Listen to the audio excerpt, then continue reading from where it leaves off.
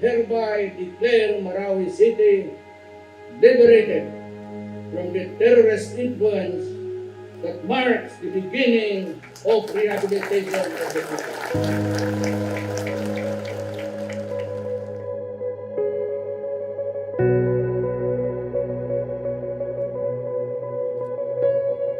Ito ang ipinangako ko sa iyo. We will rebuild Marawi. Papaguhin ko ang Marawi, itatayo ko yung mga building ninyo at magkaroon kayo ng bagong pag-asa.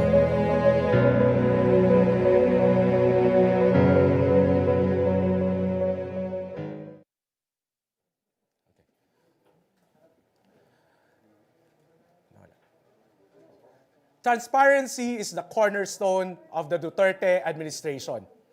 Kaya isa sa maunang isinulong ni Pangulong Duterte at ni PCOO Secretary Martin Andanar noong 2016 pa lamang ang pagsasabatas ng Freedom of Information.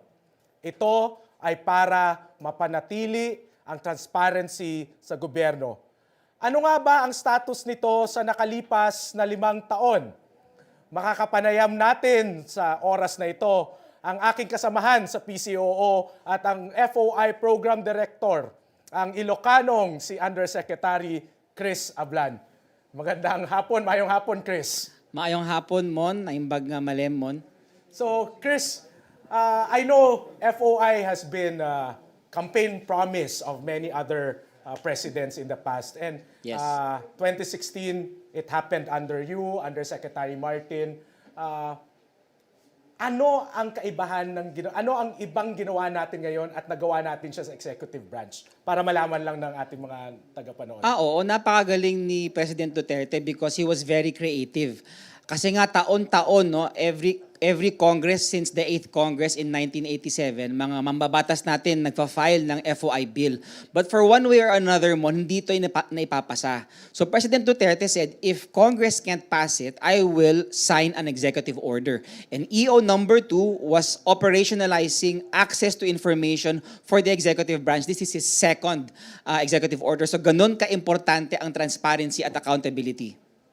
So Chris, I think we found a workaround, diba? Yes. Yeah, we found a workaround. So now, in the remaining 11 months of the Duterte administration, what are the challenges that you face as of course, FOI is your baby. FOI has been under you for the past 5 years.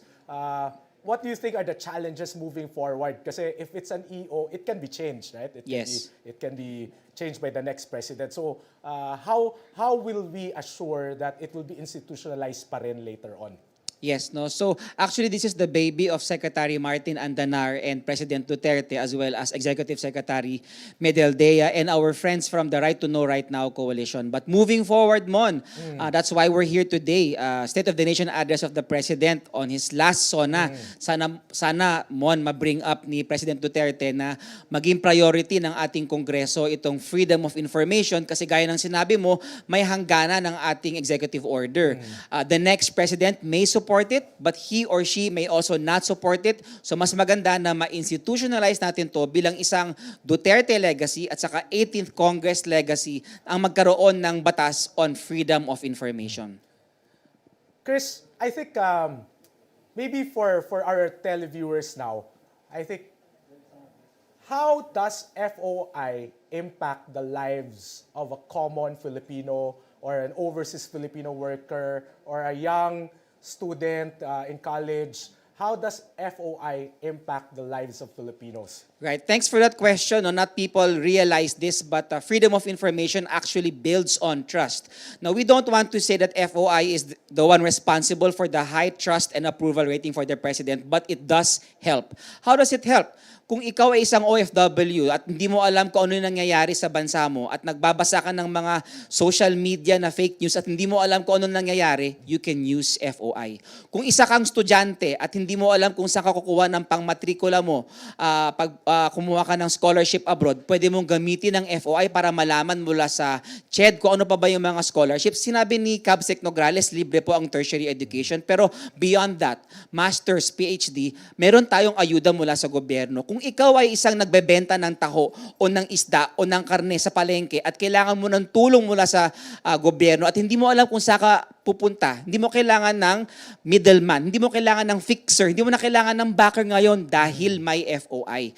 Regardless kung sino ka, mayaman, mahirap, babae, lalaki, matanda, bata, pag nagtanong ka sa gobyerno dahil sa FOI, sasagutin ka ng ating pamahalaan.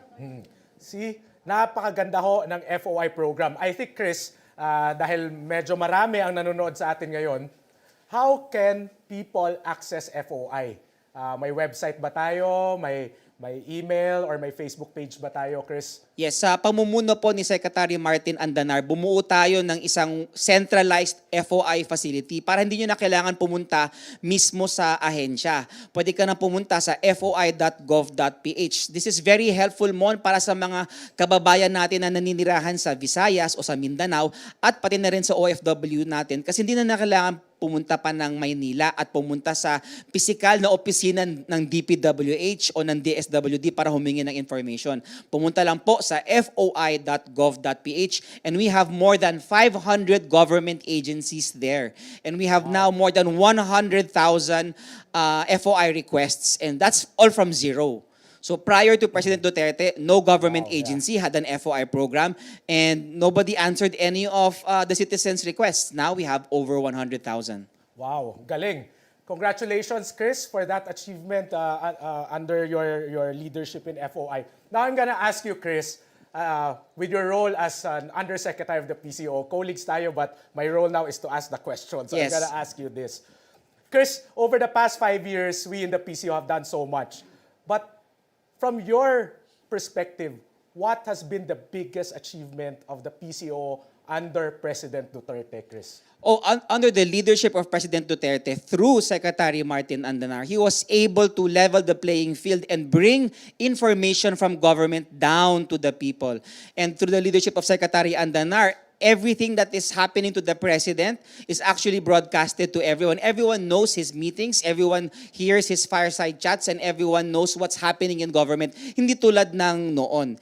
Secretary Andanar utilized all of state media, revived state media, revived PIA, Yes. grassroots information, revived the Radyo Pilipinas through DG Bong Aportodera. Now we're heard live on 28 stations and 66 affiliates, revived PTV through GM Cat de Castro, revived RTVM. RTVM covers all of the President's activities. And so I think the government, the national government, is now closer to the people through President Duterte and Secretary Andanar. So what's next for the PCOO, Chris, in the remaining 11 months of the Duterte administration?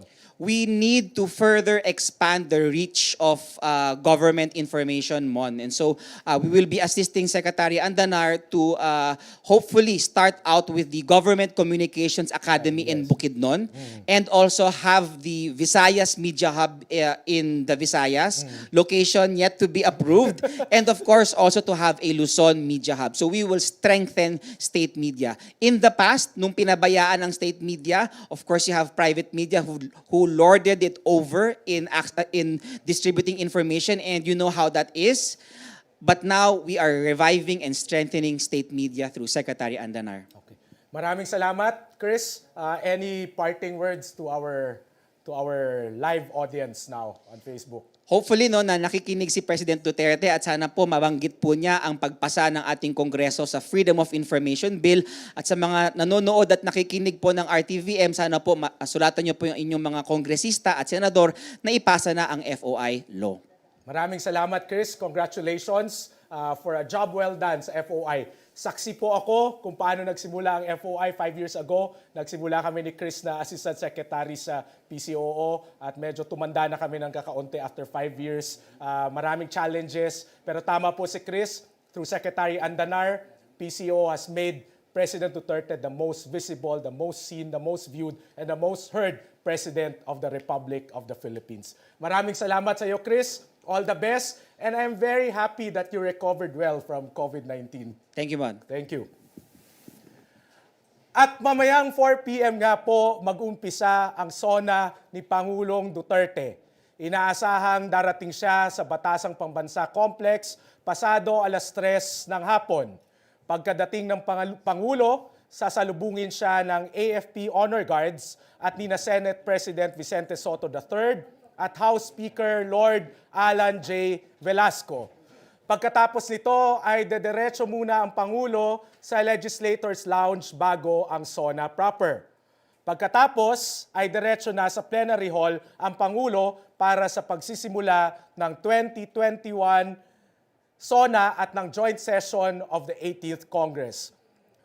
Mauuna ang pagbubukas ng joint session ng 18th Congress na siyang tatawagin ng Senate President Vicente Soto at House Speaker Lord Alan Velasco.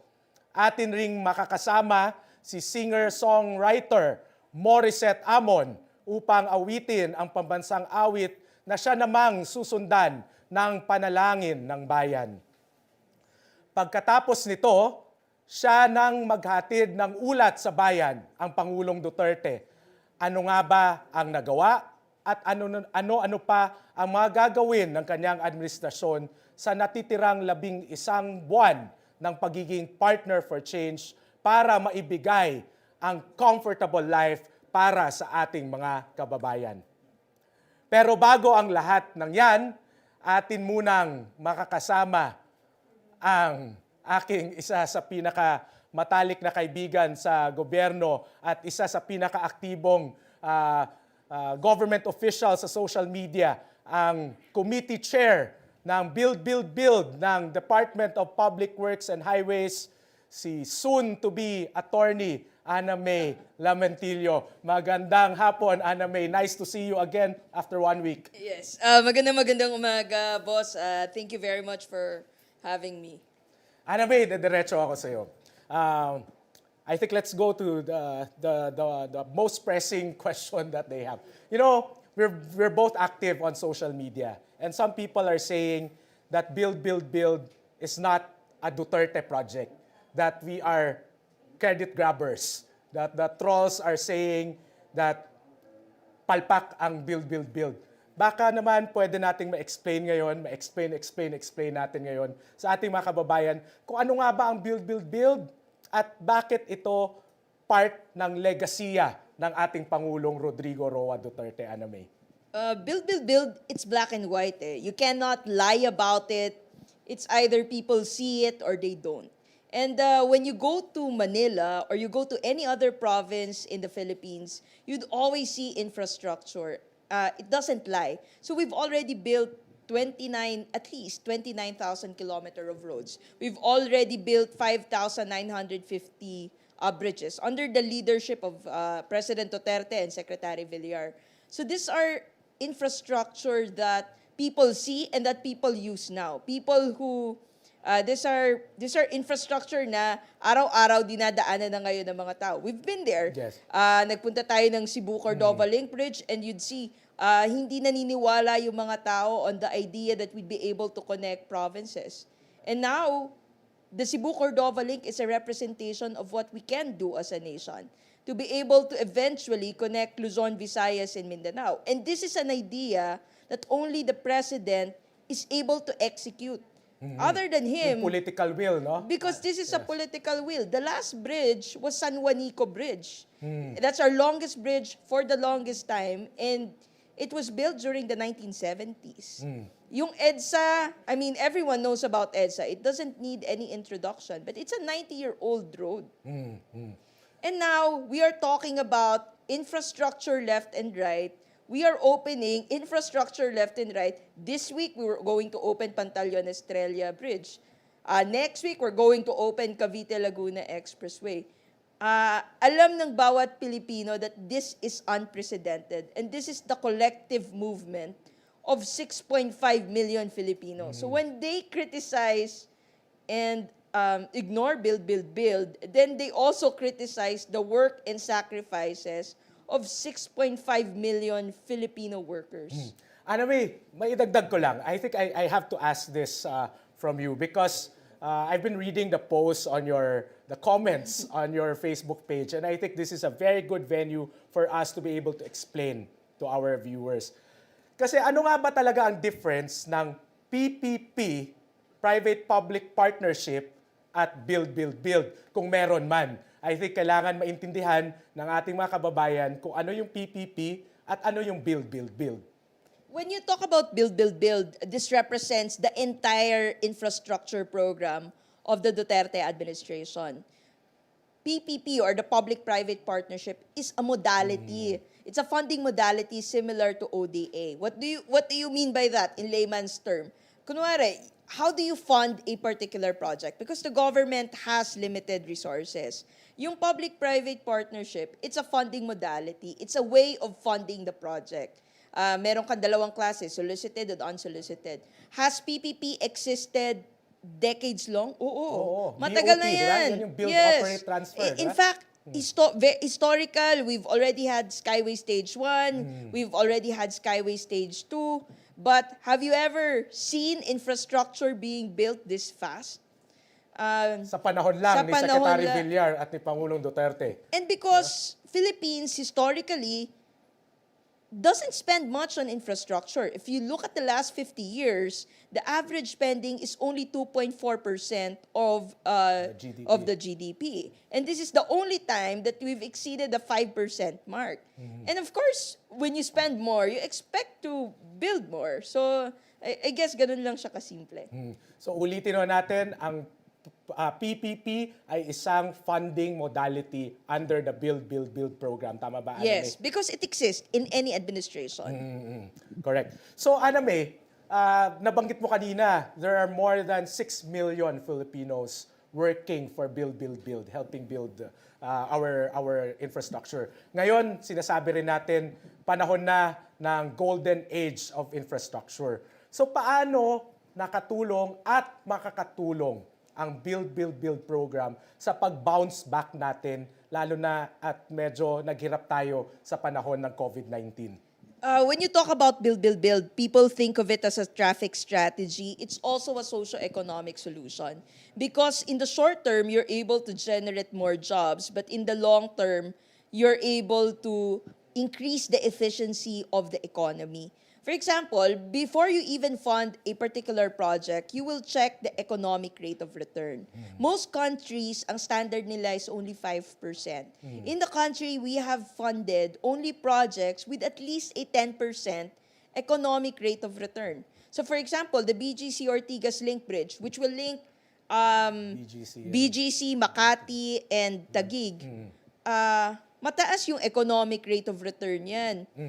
Because you will be reducing the travel time in 3 key areas from 1 hour to only 12 minutes. Wow. Yeah, but Galing. so when you increase the efficiency of your people, you expect that the economy will also prosper because we're losing so much money on not doing anything. In fact, pinag-aralan na yan. JICA has a study, World Bank has a study. Metro Manila was losing 3.5 billion a day due to traffic congestion in Metro Manila. And if we do not do anything, it will increase further. Anna May, how will the successor of President Duterte benefit from the huge accomplishments of Build, Build, Build under Secretary Villar and President Duterte? Ang kagandahan kasi dito, for Secretary Villar and for President Duterte, they believe in science. We can only solve traffic via science. We can only solve flooding via science. So now we have master plans. If the problem is flood control, you have master plans for the 18 principal river basins. If the problem is EDSA decongestion, pinag-aralan yung car flow para alam kung ano yung ipaprioritize ng government next as far as project implementation and project funding is concerned. That's why alam namin exactly that we'll be, with all the things that we're doing now, we'd be able to revert back EDSA to its original 1930 capacity. And that's what we're gearing. Hopefully the weather cooperates, Yes. and we'd be able to do this. But we're doing a lot of strategies that has never been done before. We have designated prefabrication sites. We are in a construction bubble. We're doing everything we can to be able to deliver this infrastructure projects. Ang galing, Ana May. So, I think sa panghuling tanong ko, Ana May, sa'yo, what do you think is the biggest legacy of the President outside of build, build, build? Kasi alam ko build, build, build ang sasagutin mo eh. So outside of build, build, build, and maybe your panghuling statement for all the Filipinos who continuously support the Build, Build, Build program, as well as the minuscule detractors that you have and calling you guys as credit grabbers. Kami naman, the instruction of the President from the onset, since 2016, has been clear. We build and complete as many projects as possible, and whoever gets the credit, bahala na. But it's really none of our business. I think the greatest achievement of the President is that he allowed the Filipinos to dream. And ngayon, parang we're now capable of dreaming bigger things because of him. So I think this is something that you cannot see, but ramdam yan ng bawat Pilipino.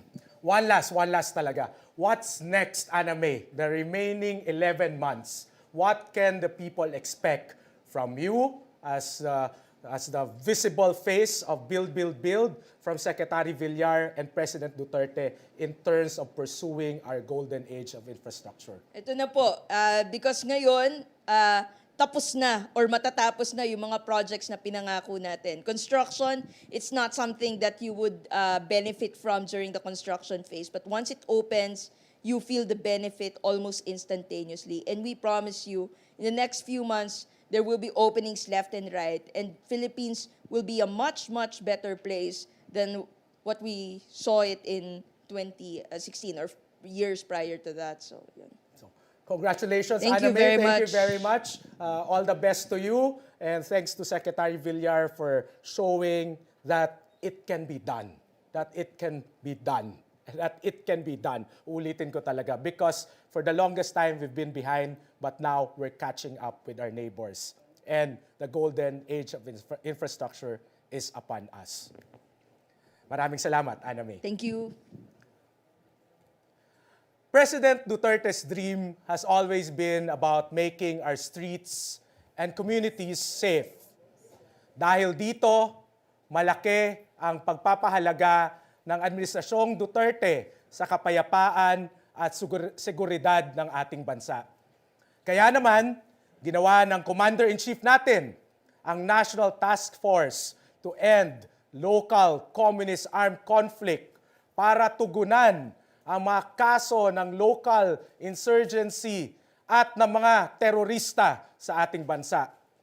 Makakausap natin ngayon ang ating kaibigan at kasamahan at parang ate ko na sa PCOO, ang NTF-LCAC Strategic Communications Cluster Chair, si Undersecretary Lorraine Marie Badoy. Magandang hapon, Lorraine. Nice to see you again. Yeah, magandang hapon, Mon, at magandang hapon, Pilipinas. A very proud day for our President and a very proud day for Team Duterte. Lorraine, I'll go straight to the point. You know, the local communist armed conflict has been here. NPAs have been here for the past 5 decades. We've tried peace talks. We've tried talking to them to no avail. What made President Duterte do LCAC, that whole of government, whole of nation, whole of community approach, Lisa Lorraine? He's just the kind of leader that does that, Mon. He goes, alam niya, he takes on the very real enemies of our people. Walang patumpik-tumpik. Pag nakita na niya, because at the start of his term, he gave them a seat in the table, right? He gave them, they were cabinet secretaries. But you know why? Because he's very serious about peace. Gusto niya talaga yan. But he saw the futility of all this. And nakita niya na insincere itong mga taong ito. And that he finally saw that itong mga kalaban natin, you cannot talk with terrorists. So, nakita niya din yung kaalaman niya na napakalalim ng problemang ito. This is a very great cause of grief and suffering of our people. So, very real enemies of the people. So, alam mo naman si Pangulo, he took on the oligarchs, took on the drug lords. He took on the real enemies of the people. So, of course, he'll take on the CPP, NPA, NDF because these are the very real enemies of the state. Correct. Yeah. And I really agree on that. Yeah, Lorraine, yeah. we know how the president really loves the people. Yeah. Now, Lorraine, LCAC has been at the forefront and it's a very, very noble policy of the president. Yeah, Imagine for the yeah. first time a whole of Yeah. nation, a whole of Yeah. government, and a whole of community approach in, Yeah. in finally stopping insurgents across the country. Now, Lorraine, you've been the face of LCAC. You've been at the forefront. Trolls would bash you, but you are a fighter. You've been very fierce, and we all know that. And thank you for always fighting the good fight with us, Lorraine. Now, my question is, Lorraine. Can I just say something? Yeah, sure, go ahead. It's easy. It's easy because you only look at your president and you see that he's the same. So you have to imitate him. Yes, That's your leader. He doesn't care. He doesn't care for people to bash him. He doesn't need applause. He doesn't need for you to like him. He just gets the job done because his heart is for the Filipino people. That's it. That's our leader. Diba? So if I've had to be confused or anything, no, I just look at him and I follow his example. Correct. Yeah. So, Lorraine, maybe for purposes of our viewers this Yeah. afternoon, Yeah. can you give us at least the top 3 biggest accomplishments of LCAC over the past many years? In Actually, my- not so in- many years, no? 3 3 years, pala, yeah. 3 years, In my yeah. personal opinion. Yes, in your personal opinion. Okay, number 1, over 18,000 surrenders, peaceful surrenders. That's over 18,000 Filipinos who have stopped killing fellow Filipinos, diba? What on top of that, there's no more 18,000 new lives, diba? Who they can have panibagong buhay kasi nagbalik loob ito and then they got the benefits of task force balik loob, 'di ba? Lahat nung meron silang pabahay kasi malalim ang intindi ng ating pangulo sa problemang ito. Hindi sila kaaway, yung mga NPA, malalim ang intindi ni pangulo na mga nabiktima yan ng mga CPP, NPA, NDF kasama itong mga nandito sa Kongreso. Yan sila Carlos Zarate. So kasama sila yan, no? And the president is saying magbalik loob kayo. Start anew. Umalis kayo sa pamilya nyo. Ayun, the funny thing is, Mon, pag tinanong mo yung mga former rebels, ba't kayo bumalik? Dahil na-miss nila ang pamilya nila. Diba? So the president is saying, balik na kayo. And then number 2, okay, the Barangay Development Program. I've gone around, Lorraine, for the pre-SONA and the PIA. Yeah. Really people, the governors, the mayors Yeah. are saying BDP, the Barangay Development Yeah. Plan program is really a huge help Yeah. in sustaining economic development in the And in provinces. ending this insurgency kasi yung mga barangay na yan yung mga tinerrorize ng mga CPP and they've been cleared. No? They finally managed to get... and then these are also the barangays, ito yung mga gida, malalayo, na hindi nakaramdam ng gobyerno. So which is why madali silang naloko ng CPP, NPA, NDF kasi actually hindi na kailangan magloko, magsinungaling kasi sabihin lang nila, your government doesn't care for you, wala kayong eskwela. Correct. Which is true. 'Di ba? Yung pala papalitan nila ng salugpungan schools that were terrorist training camps, 'di ba? Natuloy yung mga anak nila 5 years old pa lang marunong nang pumatay, 'di ba, ng kapwa Pilipino, tsaka napakarami ng kapatid nating katutubo ang namatay, no? Na all these crimes were done in the dark. And then what other thing? For me yung consciousness, naangat yung kaalaman na kasi maybe I'm a doctor. So I tell my patient, all these years that you've been yung poverty, lahat ng naramdaman mo, ito pala CPP, NPA, NDF pala ang gumawa niyan. So we're telling you, ito pala yon. They are in all sectors of society. Talagang pinagplanuhan tayo for 53 years. Talagang malalim ang pagtataksil sa atin because they are in our churches, in our schools, in our media, in all sectors of society at sinadya.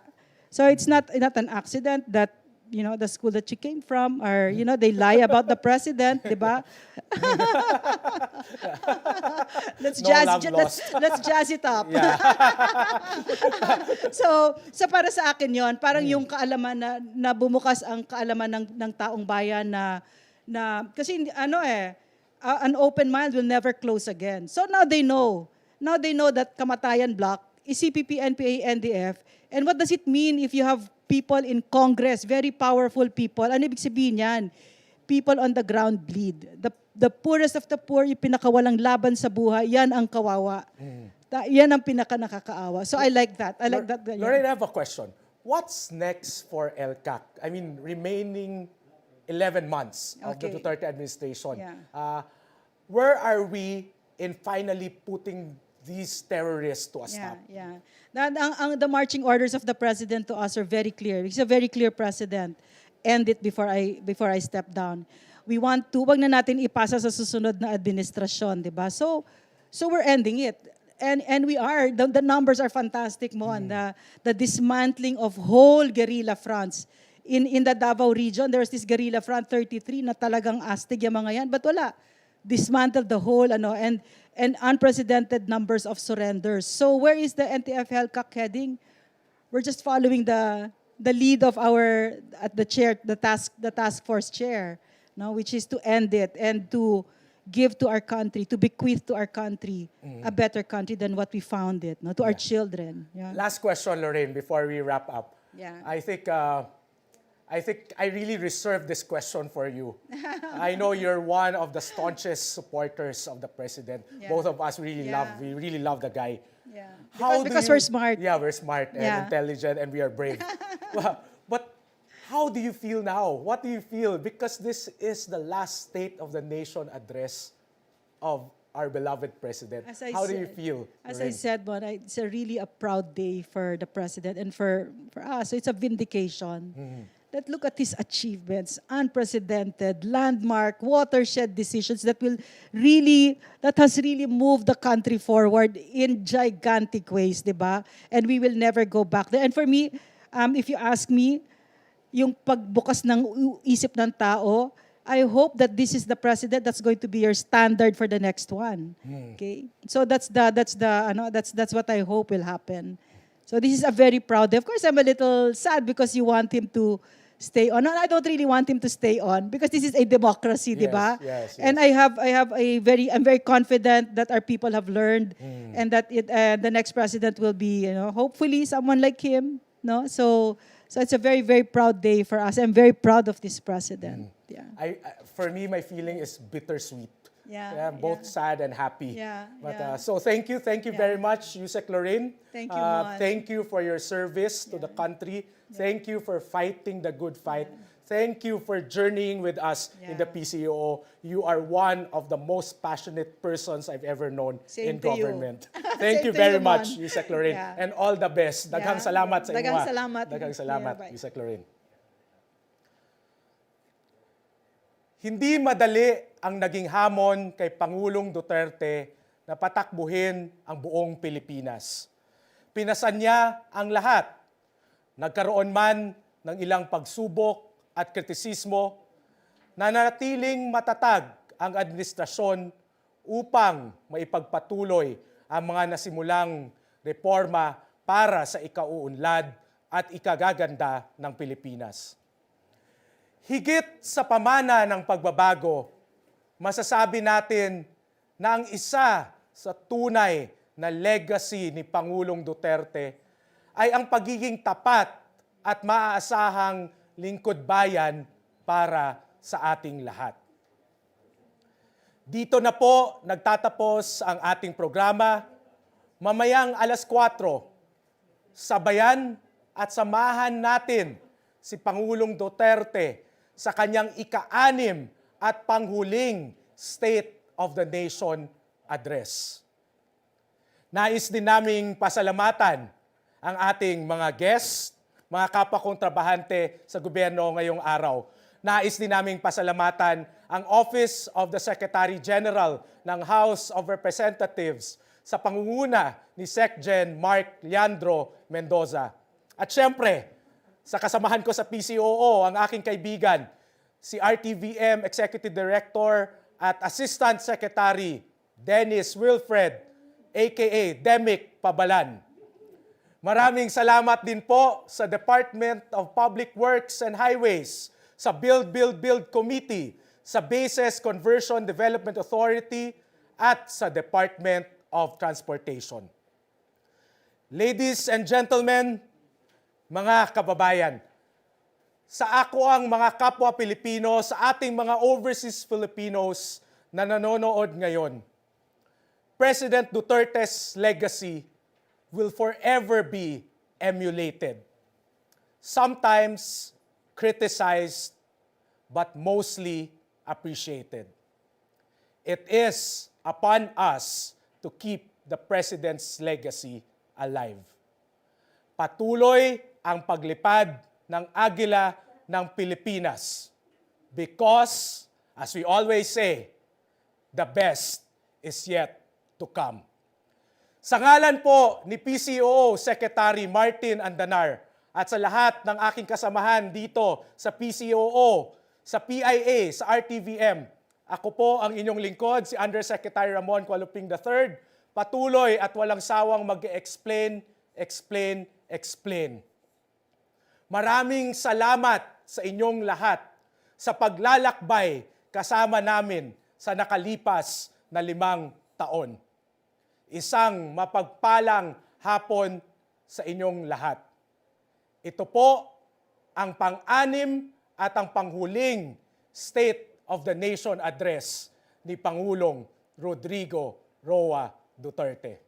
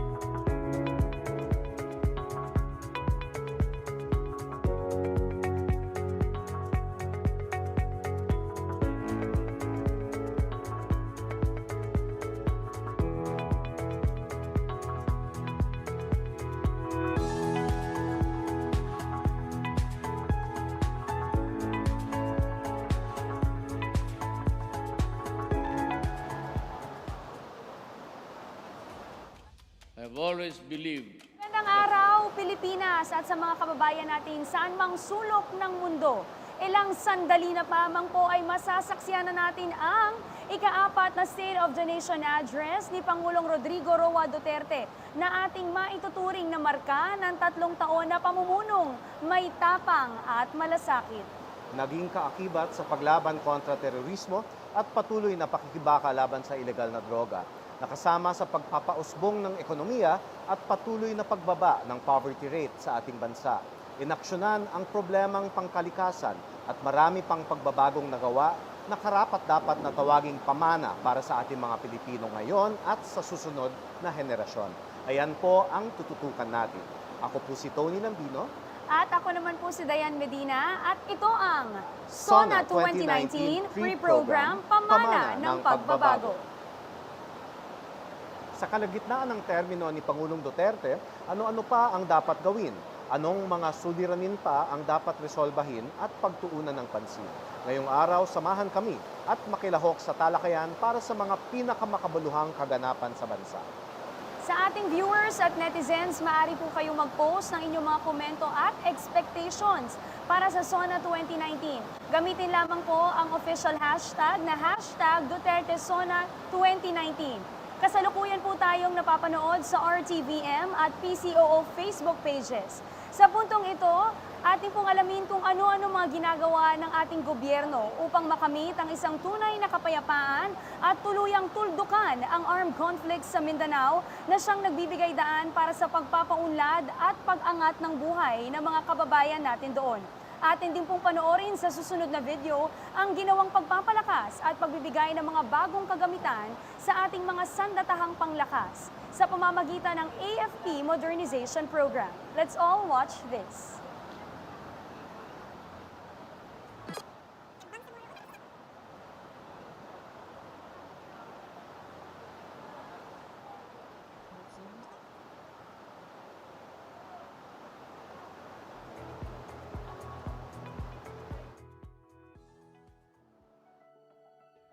Isang makasaysayang kabanata sa pagkamit ng tunay na kapayapaan sa Mindanao ang naganap sa ilalim ng liderato ni Pangulong Rodrigo Duterte nang kanyang pasinayaan ang Bangsamoro Autonomous Region in Muslim Mindanao. This momentous event brings us a step closer to the realization of our decades-old dream of a peaceful region that is governed by the autonomous government that serves all Muslims, Christians, Lumas, and other indigenous peoples, and every Filipino who also call Mindanao their home. Sa ikatlong taon ni Pangulong Duterte, bumaba sa 11% ang krimen at mahigit sa 12,000 barangay ang ngayoy drug-free. Ito'y bunga ng participatory governance at aktibong kolaborasyon ng national government, pamahalaang lokal, mamamayan at mga stakeholders ayon sa Department of Interior and Local Government. And I promise though, I will return the public streets, the alleys, and the boulevards, and you can walk freely. Sigurado yan. Yan ang order ko sa pulis. Pagdating sa seguridad ng bansa, walang humpay ang suporta ng Commander-in-Chief sa Armed Forces of the Philippines na palakasin ang hanay at pagbutihin ang kakayahan nito sa pagpapatuloy ng second horizon ng revised AFP Modernization Program hanggang 2022. On modernization, the Philippine Air Force will also receive substantial assets. 16 projects over 139 billion from the second horizon of the revised AFP modernization. This includes the procurement of utility vehicles, drones, and other command and control fixed-wing aircraft, among others.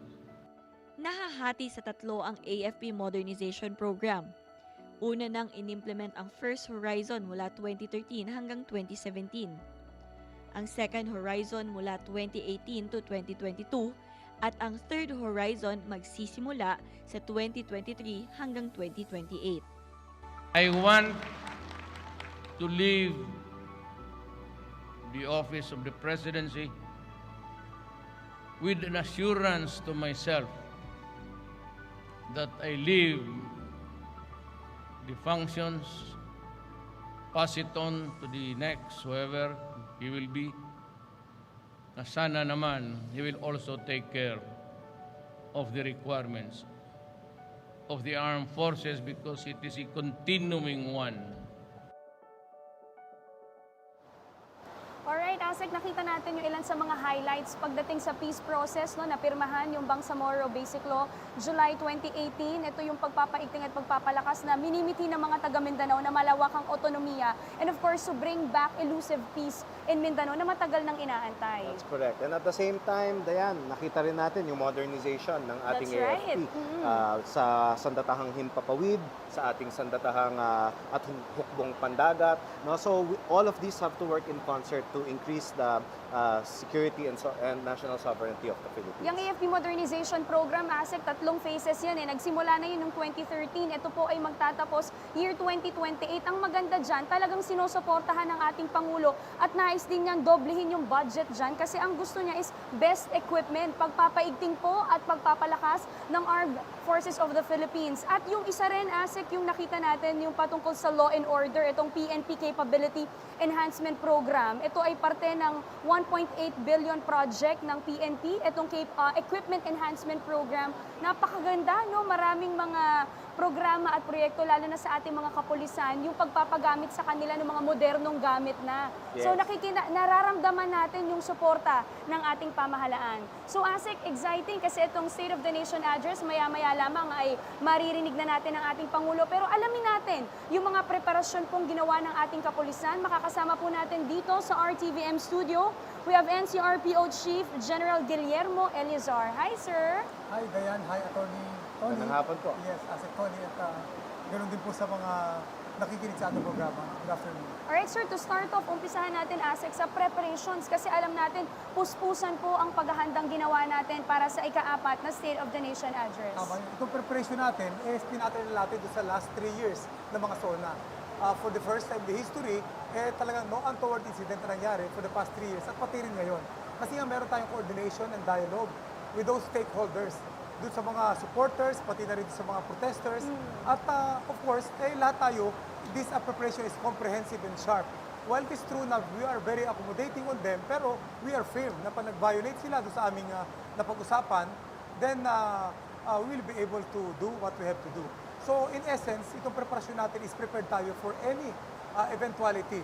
We have contingency plans for any action. General, ano po ibig sabihin nito nga maximum tolerance and management of the protest? Well, maximum tolerance tayo in the sense na nakipag-usap tayo sa kanila.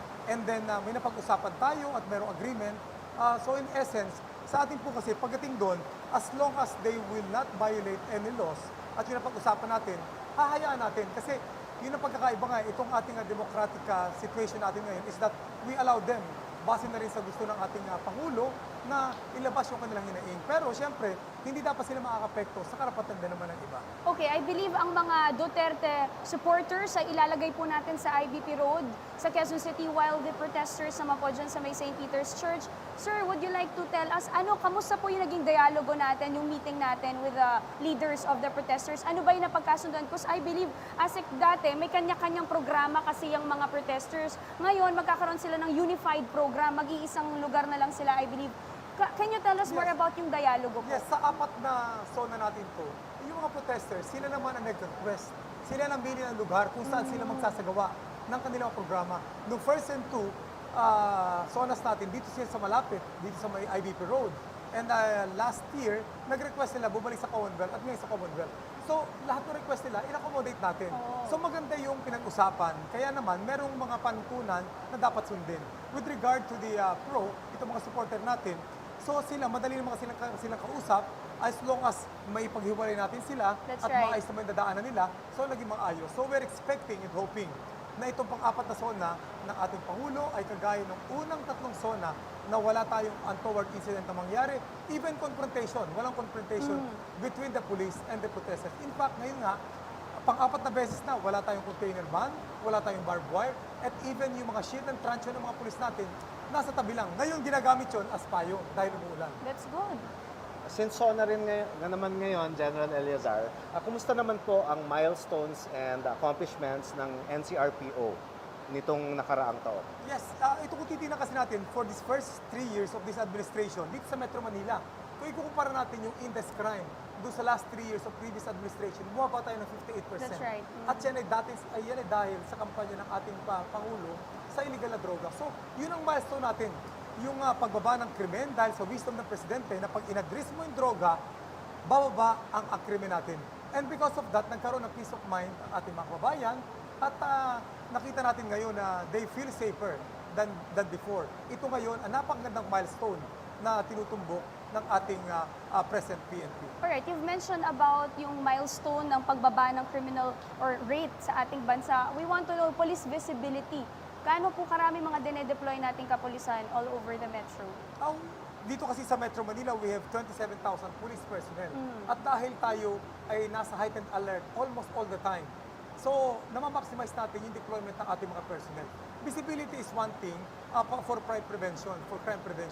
But kasama dun siyempre yung effort natin na magkaroon ng intelligence-based operation so that magkaroon tayo ng magandang accomplishment na mahuli natin yung mga taong involved sa mga krimen, lalo na involved sa droga.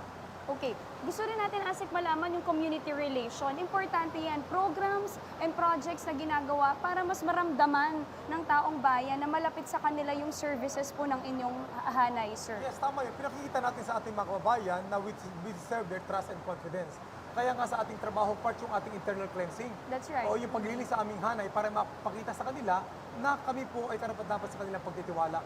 Alam mo, itong nakita natin na yung pagtaas na disiplina ng ating kapulisan, dahil na rin sa paglilis ng ating hanay, nagbigay yun ng mas mataas na respeto sa atin, pagbalik na tiwala. And in essence, yun nga yung nakidevelop nating relationship between the police and the public. Ano po ba yung mga ilang mga example ng mga community relations projects or outreach efforts po ng PNP? Una kasi yung pagsisilbi natin ng maayos, pag-responde ng mabilis. Napakalaga kasi yung ating response time sa kanila. But aside from that, marami tayong mga community-oriented efforts like itong mga medical missions and also coordination with other LGUs and NGOs para sa mga proyekto na makakatulong para sa kanila. This is beyond above the normal police duties ng ating mga kasamahan, kung hindi yung parang paglilingkod sa kanila bilang mga pulis at bilang kasamahan nila sa ating komunidad. So over and above the call of duty pala, itong mga community outreach programs. Asik, gusto rin nating malaman kasi nabanggit ni Sir Elizar kanina yung pagdidisiplina kasi binibigyang diin talaga ni PNP Chief Oscar Albayalde yung malaking reformang kailangan gawin sa PNP. Kailangan din po ng reforma sa inyong hanay. Sir, paano natin dinidisiplina yung mga kapulisan natin sakaling may hindi sila kanais-nais na ginawa? May proseso po ba para dito? May due process tayo dyan, pero napakahalaga kasi na our men will be effectively supervised by their commanders. Napakalaga nun kasi dumating tayo sa kultura kasi na if you tolerate somebody na gumawa ng irregularidad, mangyari nun, yun ang kanilang gagawin. Pero kung alam, magdadalawang isip kasi ang isang patrolman, isang pulis, kung alam niya na hindi siya kukonsintihin ng kanyang commander, ng kanyang organisasyon o ng kanyang mga kasamahan. Kaya nga sa atin, pinakikita natin na we do not tolerate irregularities among our ranks. At napakalaking bagay niyan dahil pag nalaman ng ating mga kababayan na ganyan ginagawa natin at pati yung mga report sa katiwalian ng ating mga kababayan sa ating kapulisan ay na-actionan, nalalaman nila na meron silang kakampi sa ating hanay at patuloy silang magtitiwala sa atin. So building trust and confidence. Yes. Kasama na rin doon yung ating intensified cleanliness policy.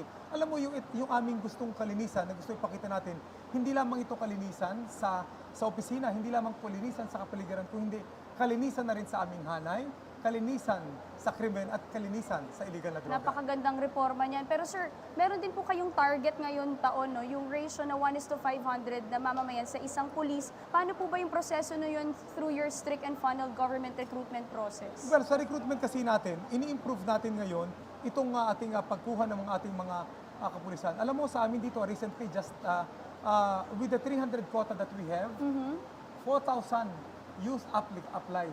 So, ang nag-apply is 4,000 plus. Ang ibig sabihin nito, talagang maraming gusto magpulis. Siguro dahil sa mataas sa sweldo, pero alam nila na gusto nila magpulis para makatulong sa ibang bayan. So, nililinis natin ang ating hanay sa pag-recruit ng tama at hindi kami mangingimi na magtanggal ng mga pulis sa aming hanay dahil maraming gusto magpulis sa atin. Sa aming sistema ngayon, sa recruitment is walang padrino, walang palakasan, para walang korupsyon. Barcoded na kami. Alam niyo ba yun na ASEC na meron kaming QR code sa aming mga pulis. Okay. So walang mukha sila, wala silang pangalan. Only their qualification ang base natin para sa kanilang recruitment. Maraming salamat po. Major General Eliazar, NCRPO Chief. Maraming salamat po. At Thank you magandang so hapon. much po. Alright, nako, Asek, ayan, narinig na natin na talagang puspusan yung paghahanda sa State of the Nation address.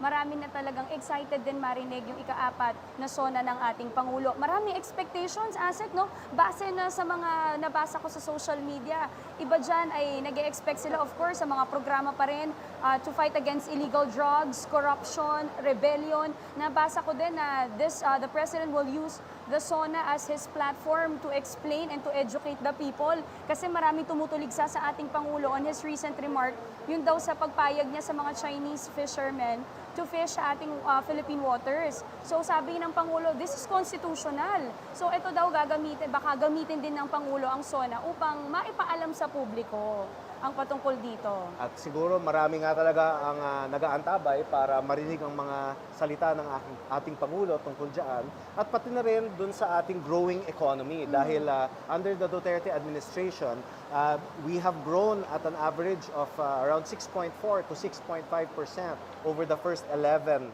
quarters, no, of the Duterte administration. At napakahalaga din dyan sa economic growth ay hindi lamang na lumalago ang ekonomiya, pero na ito po ay shared ng ating mga kababayan. Na hindi lamang iilang lugar ang gumaganda ang kalagayan, ngunit yung buong Pilipinas. That's right. Diyan papasok yung inclusive growth. Yung nararamdaman na ng mga kababayan nating mga mahihirap din, yung talagang pagbabago, di ba? Yung mga programa at proyekto ng Duterte administration. Pero alam mo, Asik, may kwento ko lang sa'yo. Kasi ako po ay nanggaling sa National Science and Technology Week. This is actually headed by the Department of Science and Technology. Major drivers din po ng thriving economy ang science, technology, and innovation.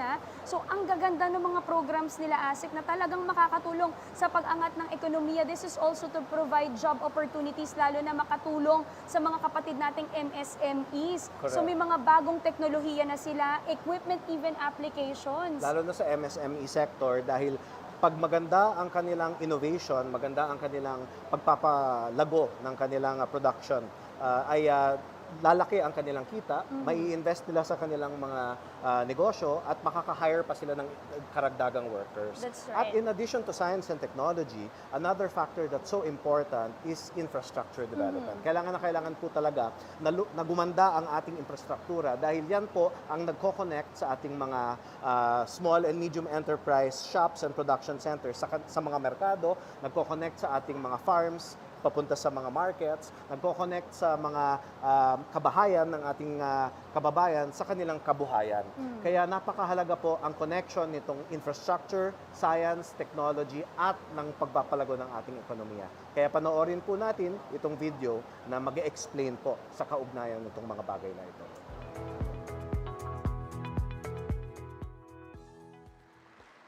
I am confident that the Filipino people will stand behind us as we introduce this new fundamental law that will not only strengthen our democratic institutions but also create an environment where every Filipino, regardless of his social status, religion, or ideology, will have an equal opportunity to grow and create a future that he or she can proudly bequeath to the succeeding generations.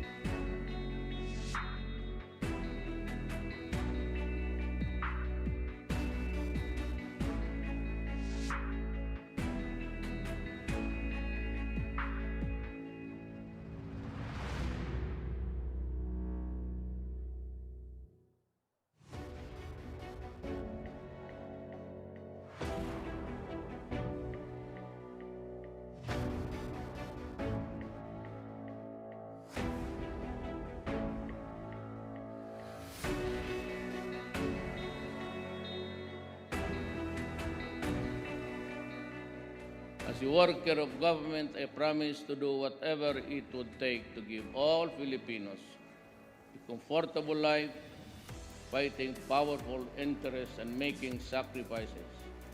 My obligation is to promote and uphold the greatest good for the greatest number. Ngayon naman, Asek, pag-usapan natin mga accomplishments po na natamo ng DILG at NDRRMC. Makakasama natin dito sa RTVM studio. We have Undersecretary Ricardo Halad mula sa NDRRMC and Secretary Eduardo Anyo from DILG. Hello, good afternoon po. Hi, Dan. Good afternoon. Hi, Joseph Tony. Good afternoon. Good afternoon po.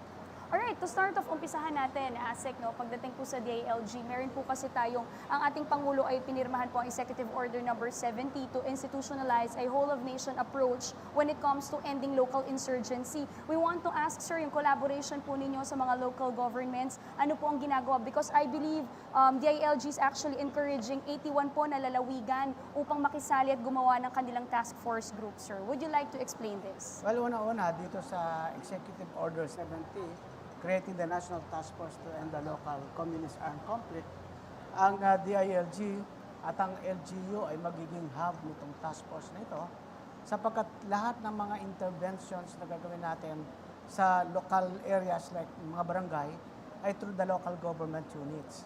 So this time, mangunguna rito yung ating governors, ang ating mga mayors sa pagdadala ng serbisyo, pagtitim up sa armed forces at sa Philippine National Police para bababa sila sa mga barangay. At dito makukuha natin yung mga need survey, assessment, at malalaman natin anong dapat na intervention ang gagawin ng government agencies.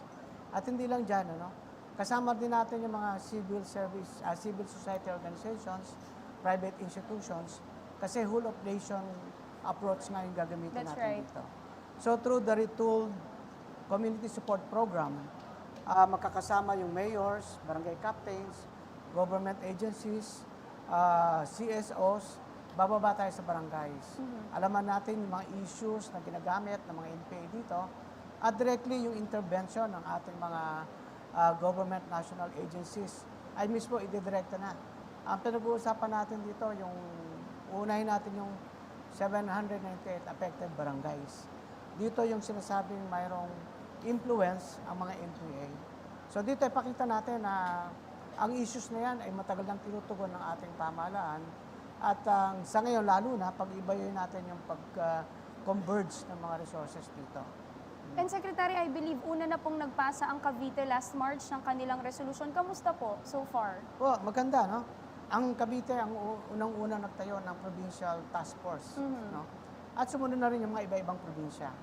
Ang maganda dito, 270 LGUs nagdeklara ng persona non grata. Meaning to say, hindi na welcome ang mga NPA na papasok sa ganitong mga lugar ng LGUs natin. So ang susunod dyan, yung mga kaukulang aksyon para sigurado na hindi sila makakapasok. I-empower natin yung mga bahay, mga tao sa barangay para maggawa tayo ng isang network kung paano maipaalam kagad kapag may pumapasok ng mga armado dito at makagawa ng kaukulang aksyon ng armed forces at saka Philippine National Police. So kay Yusek Halad naman po, dito po sa pagpasok ng mga bagong halal ng mga local government officials, paano po nagko-collaborate ang NDRRMC sa kanila para sigurado po tayo na prepared po sila sa disaster tsaka may immediate response po pag may calamities? So ini-emphasize natin na yung response kasi natin tiered, meaning may partisipasyon yung local government units. So target natin yung mga local government units sa mga maraming capacity building activities ng Office of Civil Defense. Una na dyan, banggitin ko yung pag-review ng mga local disaster risk reduction and management plans ng mga local government units. Napakarami ito, kasi mula sa probinsya, city, municipality at saka barangay. So libo ang dami ng local government units. Pero kasama naman natin ang DILG dyan sa pag-review. So, Yusek Halad, ano po ba dapat ang mga main components nitong mga disaster preparedness plans? Well, disaster preparedness, isa lang ito sa 4 na thematic areas ng disaster risk reduction and management. Ang isa ay prevention and mitigation. Lead nito ang DOST, disaster preparedness. Ang lead nito ang DILG. disaster response, lead naman ay DSWD at saka rehabilitation recovery, ang lead agency ay NEDA. Nasa sentro ng NDRMC yung Office of Civil Defense bilang executive arm ng National Disaster Risk Reduction and Management Council. So, ang OCD ay may mga programs sa lahat ng thematic areas na ito ng Disaster Risk Reduction and Management. Ganon din yung mga iba't ibang ahensya, lalong-lalo na yung mga lead agencies na binanggit ko, DOST, katunayan nga, lately, na-launch na yung kanilang Geo-Risk Project, isang magandang platform para sa risk assessment natin. DILG, meron din yung pagpapalakas pa ng Oplan Listo. Ito yung protocol ng mga preparedness ng local government units. At ganoon din ang DSWD at saka NEDA.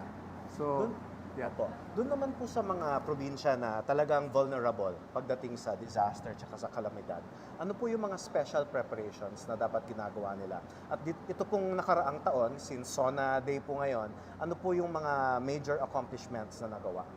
Well, last year, kung titingnan natin from SONA to SONA, naapektuhan tayo ng mga napakalakas na mga bagyo at saka mga iba pang insidente katulad ng landslide sa Cebu. And ang tinitingnan talaga ngayon, pangunahing tinitingnan ng OCD, itong pag-review ng local DRM plan ng local government units kasi doon nakikita paano ba nila i-address, ano bang mga programas naman ng nila across all 4 thematic areas of disaster risk reduction and management. Doon din nakikita kung paano ba nila gamitin yung kanilang pondo. And target din nga natin yung ating mga local government units sa capacity building. And yung napakarami nating disaster management operations na ginawa last year ay very successful din yon dahil na rin sa yung sipag naman ng yung mga naapektuhan natin mga local chief executives. Tsaka mukhang mabigat ho yung interagency, no? Yung interagency coordination na kailangan. Secretary Anyo, meron ho ba kayong expectations para dito sa ating SONA 2019? Ano po yung inaasahan po ninyong masabi o mangyari mamayang hapon? Well, una-una, sigurado ang ating Pangulo ay magdi-deal sa peace and order efforts natin, lalo na yung ating fight against drugs. Yes. In fact, tomorrow, meron tayong post-SONA dialogue with all elected and re-elected local chief executives sa Manila Hotel. 81 governors, 1,600 mayors. Yan ay kakausapin ng Pangulo para ilatag din ng Pangulo yung programa natin for the coming 2020 up to 2022. Alright. Secretary, gusto lang namin kumuha ng updates, no? Kasi isa po sa tinututukan din ng DILG is to fight against illegal drugs. Pagdating doon sa mga barangays, nakakuha tayo ng figures, correct me if I'm wrong, meron tayong nakuha 12,177 barangays na cleared out of illegal drugs. That's total of 42,045. Yes. Tapos may remaining po tayong 20,471. 286 po dyan ay seriously affected. Sir, what are we doing sa inyo pong ahensya para makadagdag naman po tayo dun sa listahan ng mga barangay na cleared out of illicit drugs? Well, unang-una, pinapalakas natin yung mga Barangay Anti-Drug Abuse Council ng mga 42,000 barangays natin. Sir, ito po ba yung badak na tinatawag? Yes, Okay, badak. badak. At dapat ito ay functioning. Hindi pwedeng na itatag lang. Dapat functioning, may pondo siya, at talagang tumatakbo.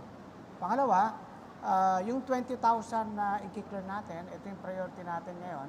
Tinuturuan natin ngayon yung mga barangays kung paano sila makakatulong sa PNP, sa PIDEA, sa ICAD, yung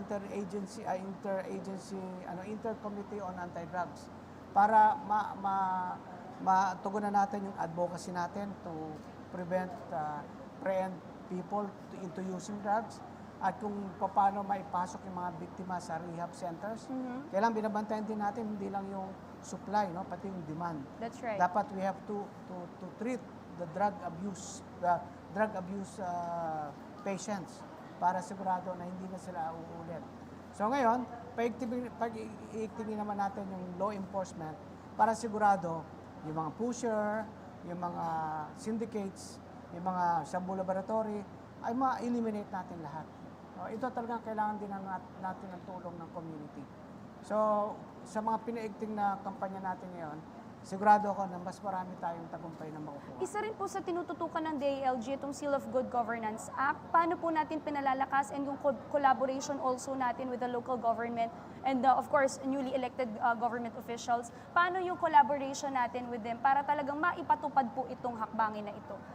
May magandang news tayo. No? Ito ngayon ay naging batas na. Kapipirma lang ng ating Pangulo last week yung Seal of Good Local Governance Act. So ito, sigurado na palagi ang pondo nito para sa mga bibigyan natin ng recognition at saka ng mga awards. Kasi naniniwala ako na hindi lang dapat negative motivation. Yung pag hindi mo ginawa ito, paparusahan ka namin. Ngayon dapat, pag ginawa mo ito ang aming award sa iyo. At may institutionalize na natin yung magandang governance. Last year, 263 ang nag-qualify dito. Pero mahirap ito kasi ngayon, 10 na yung criteria nito para maka-award ka. Pero pag ginawa mo itong 10 criteria o parameters na ito, sigurado, good governance ang ginawa mo. Secretary, ano po yung mga ehemplo ng mga criteria na yon? Well, una-una, for example, yung peace and order, yung ating disaster preparedness, yung ating social protection and sensitivity programs, yung ating youth development, yung ating education programs, health programs, yung ating programa sa environmental laws and environmental protection.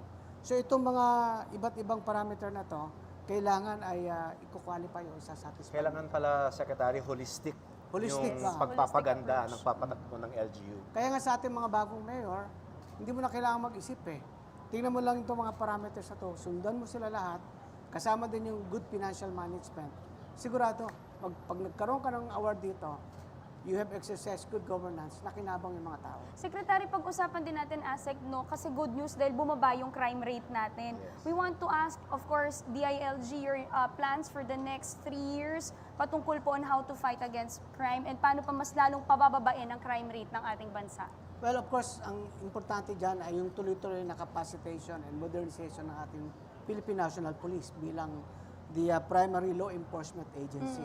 At pangalawa, tututukan talaga natin yung drugs. We realized na halos 70% of crime are related to drugs. In fact, sa nakakulong natin ngayon ng mga 120,000, 70% are drug-related. So kailangan maging successful yung campaign natin sa drugs. Pangalawa, kailangan yung ating internal cleansing sa PNP ay tuloy-tuloy para yung mga misfits, scalawags na pulis ay mawala. At pangatlo, we empower the local government chief executives, local government units. Sila dapat ang magpasimula dito and we also exact accountability. Kapag hindi mo ginawa yan, well, we have to apply sanction. Yusek Halad, kayo naman po, ano po ang expectations ninyo dito sa ating SONA 2019? Well, siguro sasabihin ni Presidente yung mga naging accomplishment ng administration during the first 3 years. And sa next 3 years naman, yung kanyang priority action. At kasama na dyan yung priority legislative agenda ni Presidente. Na sana magkatotoo bago siya bumaba sa pwesto. And isa na dyan yung pagpapalakas ng ating Philippine Disaster Risk Reduction and Management System sa pamamagitan ng pagpasa o pag-amend ng Republic Act 10121, yun yung kasalukuyang batas, and pagpapatayo ng Department of Disaster Resilience. At isabay na rin po natin yung pagpapatupad at pagpasa ng kabuuan ng Comprehensive Tax Reform Program. Wala naman po yan sa DOF. Kasabay po ng mga magaganda bills yung na mga yan. programa ng Duterte administration dahil lahat po yan ay nais po natin at minimithi po natin ang tunay na pagbabago. Sa DILG naman, ASIC, tanungin din natin kasi in line with the commitment of our President Duterte to rehabilitate, of course, Boracay and of course other tourist spots, we want to know paano nyo po ba napapaigting to at least encourage local government and other officials to participate and encourage din yung kanilang komunidad na makisali dito sa rehabilitation? Well, una-una dapat ma-explain at ma-realize nila na ito ay pabor sa kanila in the future.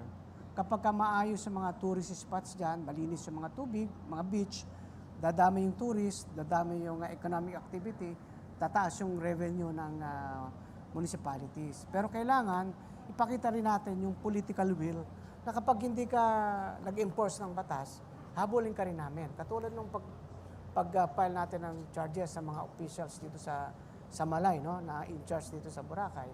Dito sa Manila Bay, we are happy na sa mga bagong nahalal na mayors, nakita kagad natin yung kanilang suporta at kooperasyon. No? Gusto kong bigyan ng recognition si Mayor Isko Moreno. Wala pang isang linggo yung kanyang panunungkulan, ang dami ng pagbabago sa Manila. At ang maganda rito, nag-commit din siya 100% sa paglinis, pag-rehab ng Manila Bay. At hindi lang dyan, marami tayong tourist spot, Panglao, El Nido, Coron, Siargao.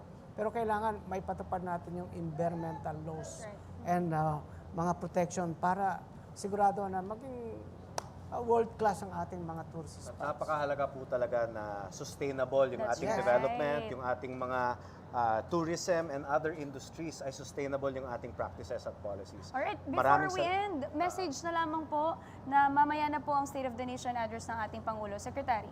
Well, unang-una, nagpapasalamat ako sa opportunity binigay ninyo. Pangalawa, nais ko lang sabihin sa ating mga kababayan na ang ating Department of the Interior and Local Government ay isa sa sinasandigan ng ating Pangulo para ipatupad yung lahat ng priority programs niya, lalo na sa pagbabantay ng korupsyon, sa eliminate ng drugs, pagbaba ng krimen, at paglaban sa terrorism. At hatid din natin yung mga programa na mag-empower sa ating mga local government chief executives na ipatupad yung lahat ng programa ng ating Pangulo. So ito, makikita natin yung talagang sinasabi natin matino, mahusay, at maasahang pamahalang lokal ng Pilipinas. Alright, Yusek? Well, sa ating mga kababayan, nais kong sabihin na ang ating Office of Civil Defense bilang executive arm ng National Disaster Risk Reduction Management Council ay nasa sentro at kami ay tumututok doon sa mga capacity, mga advocacies natin. Yan ay pinapakiusap din natin sa ating mga kababayan na dahil itong ating advokasya ay tiered, lahat ng level mula doon sa pinakamababa hanggang sa pinakamataas na antas ng governance, national level at saka multi-agency.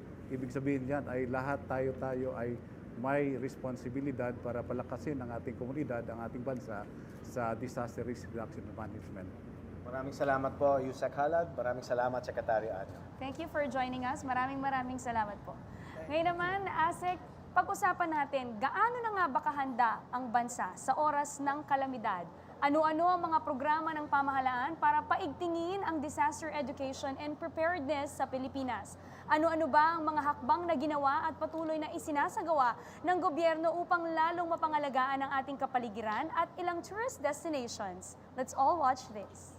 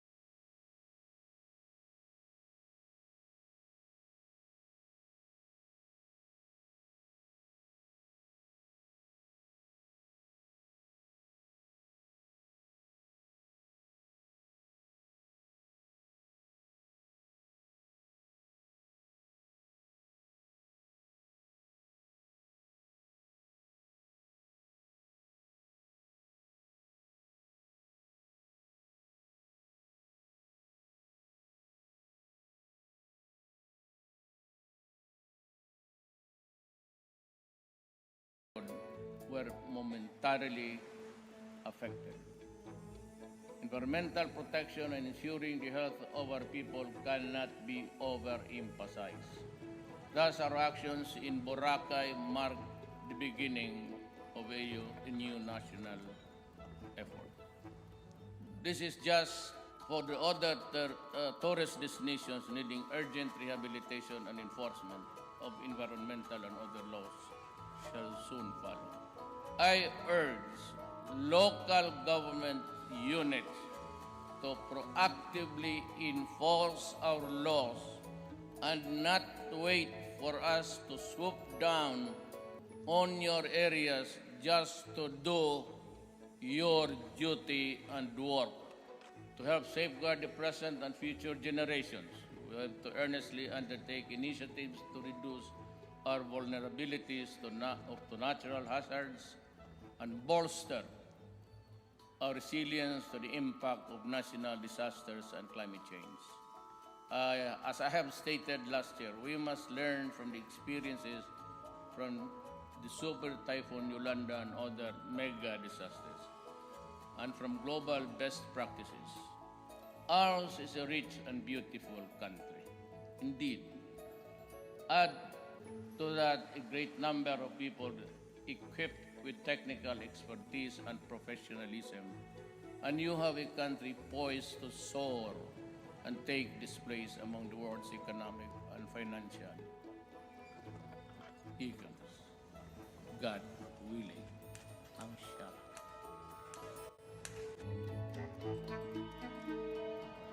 At isa sa mga napaka-bright spots ng ating national development ngayon ang economic area. No? Nandyan right. po ang napakagandang performance ng ating economic team at nandito po ngayon ang head ng economic team at Department of Finance Secretary Carlos Dominguez III. Hi, Secretary. Hello.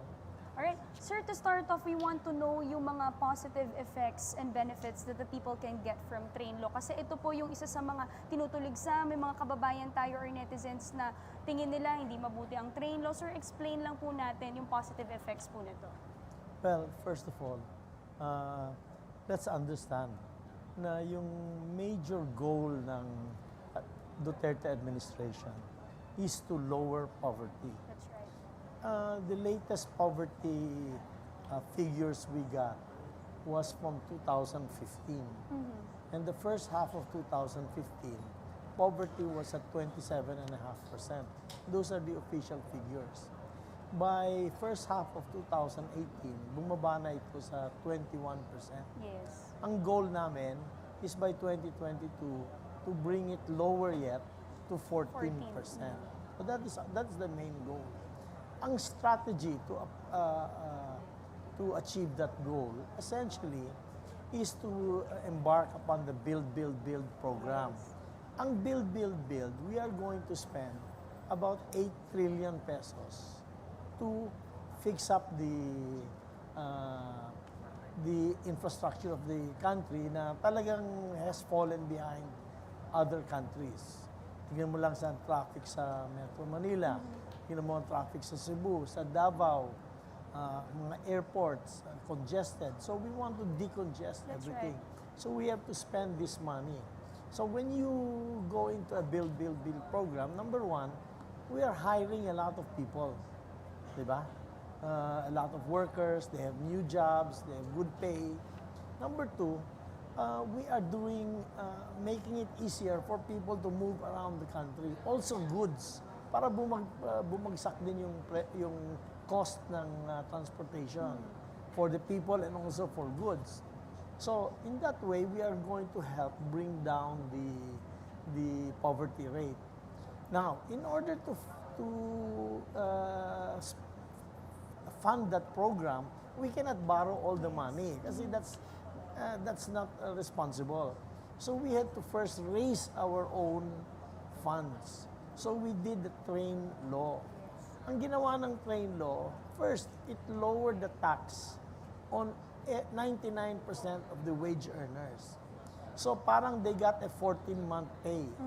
And also, yung first 250,000 pesos, wala nang tax yun. So anything only above 250,000. So if you are earning 250,000, wala kang babayaran ng tax. So many people benefited from that. However, we also raised the tax on fuel. The fuel tax had not been raised for 20 years. It was the same. Yes. So we raised the tax a little bit so that we had enough money to invest sa build. Tapos we will borrow. So we invest about 20% of the Build, Build, Build program, and then we borrow the rest. Fortunately naman, Japan, China, South Korea have helped us with low-cost loans. So this is the way we're financing that, and it's a responsible way of doing it. And we are also financing free education. We are financing also the universal health care. But to finance that, we have to raise also the sin taxes. Kaya tumaas yung tax sa sigarilyo. Actually, cigarettes are bad for you. So we want to discourage cigarettes by raising the taxes. But also raising the taxes, we can finance yung healthcare, universal healthcare, at saka yung free education. You know, the free education costs about 40 billion pesos. Billion pesos a year. The universal healthcare will cost about 500 billion pesos a year. So we have to raise taxes to make sure that we are investing in better education, we are investing in better health for people. Secretary, how about for the rest of the comprehensive tax reform program? Train was the first package. Tobacco tax was part of the second package. What are the priorities moving forward? We are also going through the other train programs. We still need more money for the universal health care. And we haven't raised the tax on alcohol. Alcohol is also not very good for you, okay? So we are going to raise that the taxes on that. So that's number one. The next thing we want to do is we want to lower naman the tax on for corporations.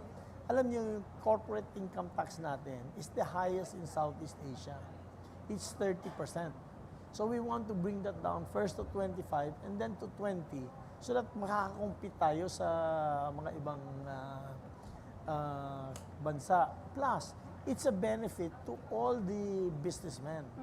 Now, we will lower the tax. Pero ang kapalit niyan, we also have to review yung incentives natin. Our incentives have not been reviewed for a long time. And we are spending about 400 billion pesos a year on incentives.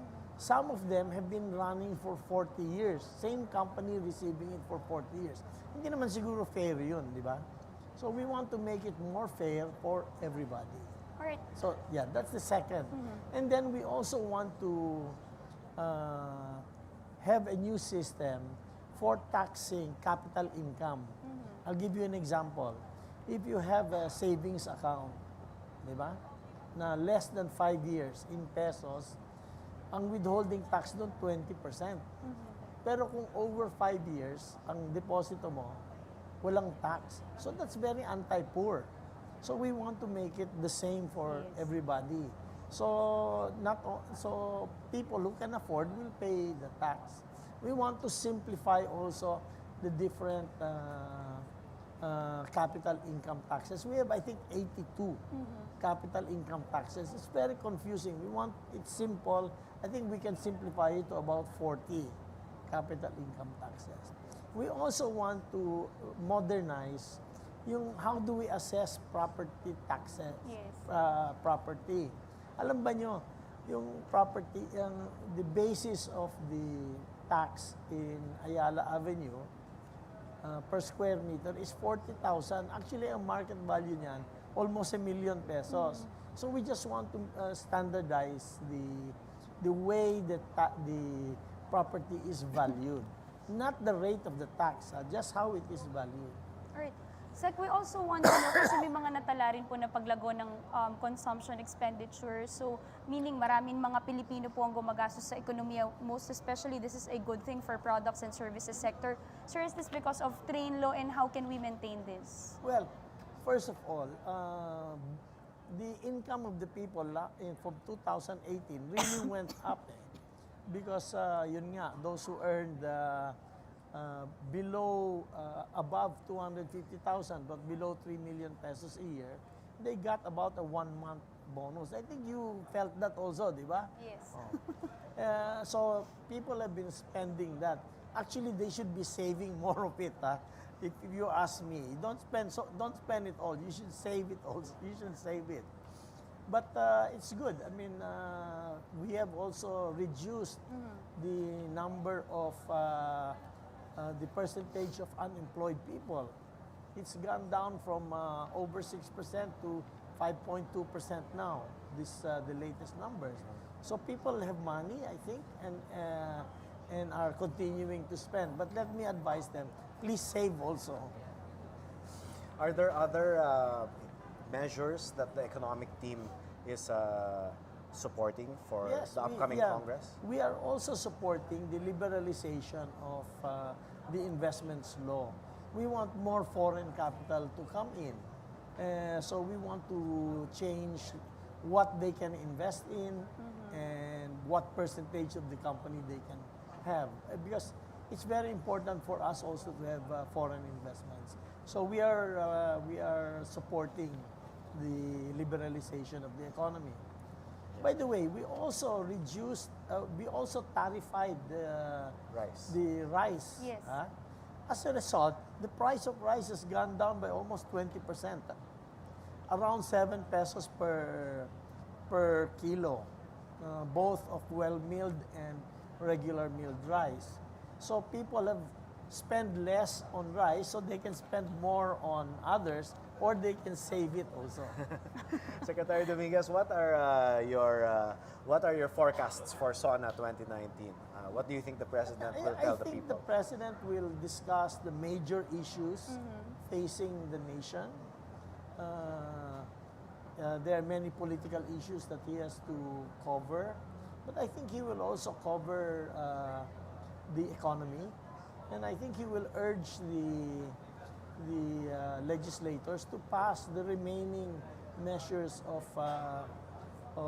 the tax reform packages. In fact, I want to thank the House because they have already refiled the bills on the tax reform. And I really want to thank them for taking the initiative of doing that. Now, we will go to the Senate and hope they will also file the same bills so that we can get it passed and benefit the economy as a whole. All right, Secretary, before we end, any message to all our viewers? Save money. For the future. I think that it's very important for people to have a nest egg, to save. That's right. And there are many ways you can save. You can now buy treasury bills on a retail basis. We pay good interest rates, and it's very safe. And we think that everybody should contribute to the development of our country and support all the measures that President Duterte has put forward. Thank you very much. All right. Thank you so much for joining us. That was Department of Finance Secretary Carlos Dominguez III. Maraming salamat po, Secretary. Thank you, sir. Sa puntong ito, atin namang silipin ang mga naging activities ni Pangulong Duterte sa kanyang pagbisita sa iba't ibang panig ng mundo para mas pagtibayin pa ang relasyon ng Pilipinas sa ibang bansa. Stick around to watch this one.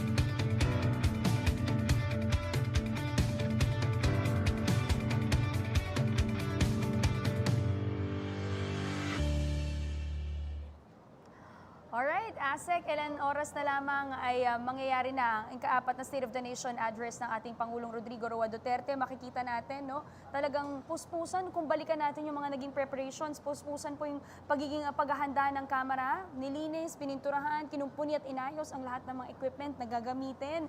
And of course, kanina nakita rin natin yung award-winning director, Director Joyce Bernal, na siyang magdedirect ng programa. Alam mo ba, Asek, na balitaan ko, sila rin po ay talagang humingi pa ng mga advice kay House Secretary General Roberto Maling para alamin yung mga decorations na ilalagay. Kasi alam mo naman ng Pangulo, mahilig yan sa simple lamang eh. So may mga bulaklak tayong makikita. Nandyan din ang Philippine Philharmonic Orchestra. Ay, hindi ko alam yun. Nandyan sila, ang PPO. oo.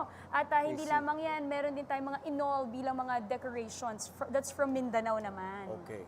So, talagang maraming ang kaganapan. daming, Ayan na, nakikita natin, no? paghahanda ang ginawa at punong-puno na ang kamera. No? Alam mo, Asek, ang gusto nila ay simple lamang yung mga outfit. But the lawmakers, they're all required to wear simple Filipiniana.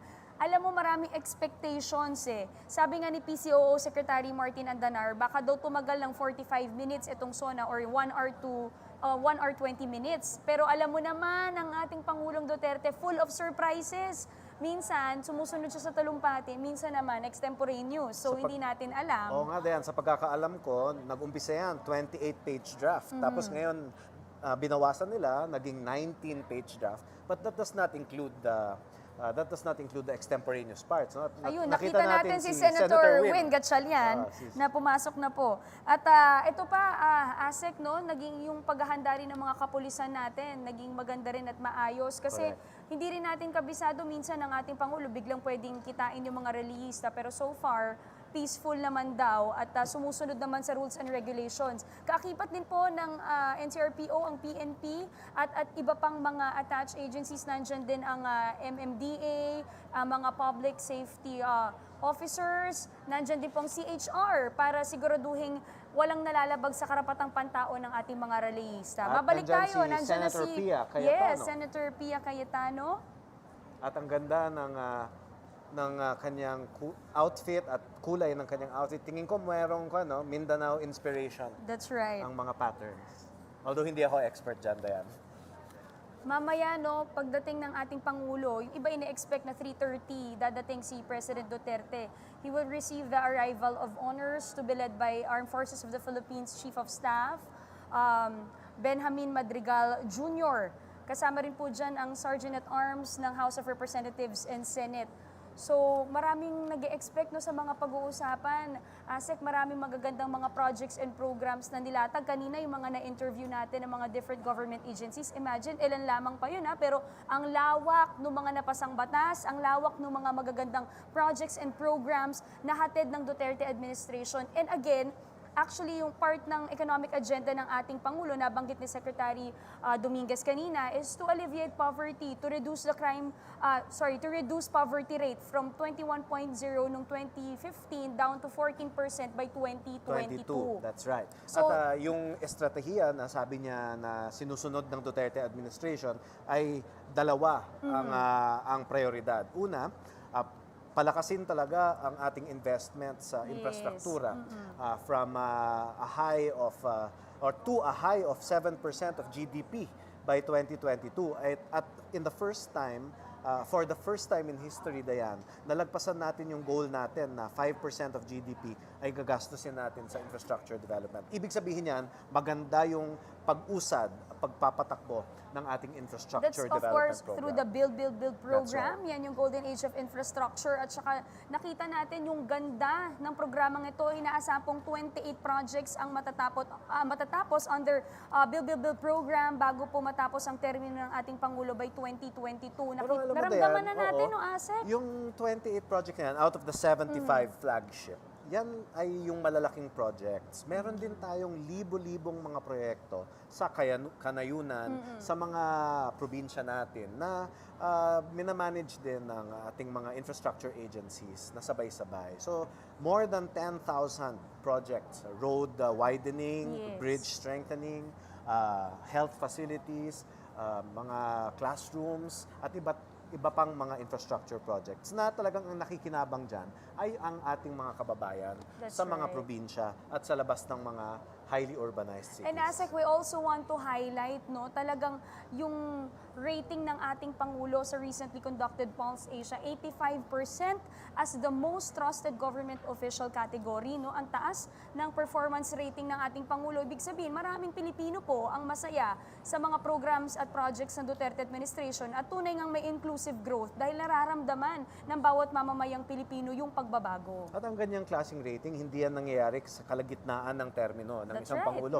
For the first time in history, ganyang kataas ang rating at the midpoint of a presidential term. Samantala, dumako naman po tayo sa mga social media comments ng ating mga kababayan. Umpisahan po natin from Fenella Galagar. This actually, galing po ito sa Facebook page ng RTVM. Sabi niya, hope our beloved President will address on his fourth State of the Nation address the concerns of Yolanda survivors, those who were not able to get or be a recipient of the free housing program for those who survived in the typhoon. Yan ay kanilang hinihingi. And also the minimum wage daw in Tacloban be like that in Metro Manila so people will not be working anymore away or far away from their families rather. Meron din tayong message mula kay Amalita Molina. Ang sabi niya, direct distributions of classrooms, complete digital education, educational advanced, school supplies, facilities, school supplies. May listahan siyang mahaba dito. Chairs, electric fans, tables, blackboards, books, tuition fees, miscellaneous fees, and others. No, yan yung sa education comments niya. Marami pa siyang ibang sinabi na gusto niyang marinig mula kay Pangulo. Mula naman kay Rene Dignos, gusto kong mabanggit niya ang nagawa na Build project sa loob ng 3 years sa buong Pilipinas. Tapos o hindi tapos? God bless. Yan, mula po kay Rene. Mula naman kay Joel Katugas, gusto po namin marinig po ang National ID System kung matutupad po ba ito sa panahon ni Tatay Digong. At kaming mga OFW po ang mga may programa para sa aming para mag-settle down sa Pilipinas po. Maraming salamat po. Alam mo, napakahalaga nito, Dayan, kasi one of the things I've heard the President say is when Filipinos decide to go abroad, sana ay ito, ang rason nito ay dahil gusto nila at may oportunidad na gusto nilang i-take up, no? But not because that they need to and they feel like they need to work abroad. So talagang sana choice ang pangingibang bansa at hindi pangangailangan. Ito naman asi kay Thomas Jr. Ferido, focus on agriculture problem. Many farmers are suffering now. Kasi asik nakita natin yung malaking paglago ng industry sector. 'Di ba nandyan yung personal and household goods, automobile, financing intermediation, and security sector at marami pang iba. Pero may mababang paglago ang agriculture sector. Hindi ko alam kung ito po ay dahil sa tayo ay third most vulnerable country when it comes to disasters and calamities. Ito ba ay hindrance sa paglago ng ating agriculture sector? Kasi nakikita natin, ang laki talaga ng potensyal. Although, may Rice Tarification Act naman tayong tinatawag na batas. Asik, would you like to explain this? Bilang kayo po ay nasa Department of Finance. Well, sinuportahan po itong Rice Tarification Act ng ating economic managers. Nag-umpisa po yan kasi na gawing mungkahi talaga noong tumaas ang presyo ng bigas. Nung kalagitnaan ng 2018 at tuloy-tuloy na tumaas hanggang September or October of last year.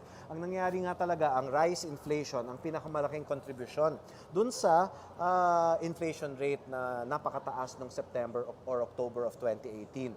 Kaya naging priority measure ang Rice Tarification Bill para sa ating mga economic managers. Iminungkahi talaga nila kay Pangulong Duterte na gawing urgent at i-certify ito. Asik, how can this help our farmers as well as our traders? So, unang-una, kailangan po natin ibaba ang presyo ng bigas para sa lahat ng Pilipino. Dahil ang mga mahihirap na households, 20% ng kanilang budget ay ginagastos po nila sa bigas. So, pag bumaba ang presyo ng bigas, ay gaganda ang buhay ng mga pamilyang Pilipino. Pero para naman sa ating farmers, meron pong nakalaan dyan na 10 billion pesos minimum per year para sa mga agricultural productivity enhancement programs sa rice. At ang gusto po talaga natin gawin ay gawing mas productive ang ating rice sector, mas moderno through the use of technology, through the use of machines, through the use of better seeds, through the use of training and access to credit programs. Kaya yan po ang kasama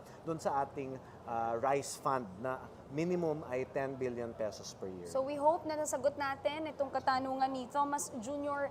Ferido patungkol sa ating agriculture sector. Sa ngayon, Asek, sa susunod na video na inyo pong mapapanood, ating malalaman po ang pinakamahalagang landmark bills na pinirmahan ni Pangulong Duterte sa loob ng isang taon. Ano-ano nga ba ito? Let's all watch this.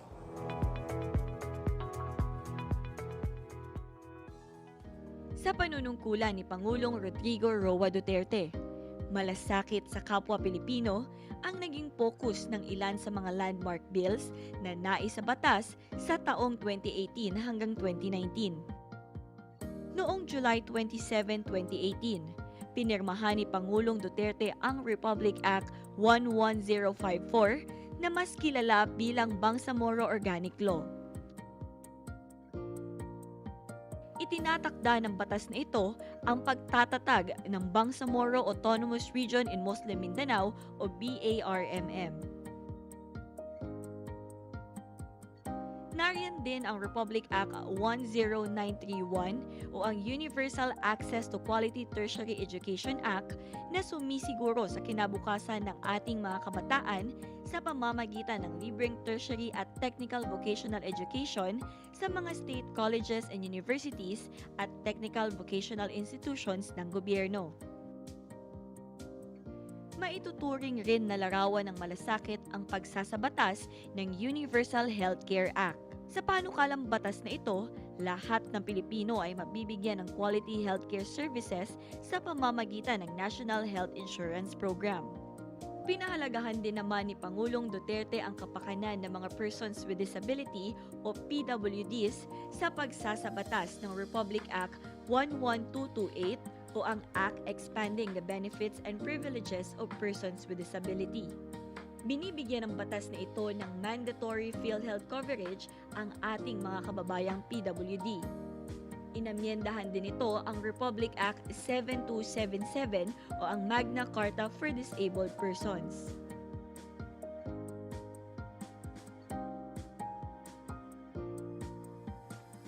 Ilan lamang ito sa mga legacy ni Pangulong Rodrigo Roa Duterte upang makapagbigay ng genuine and meaningful changes sa buhay ng bawat Pilipino.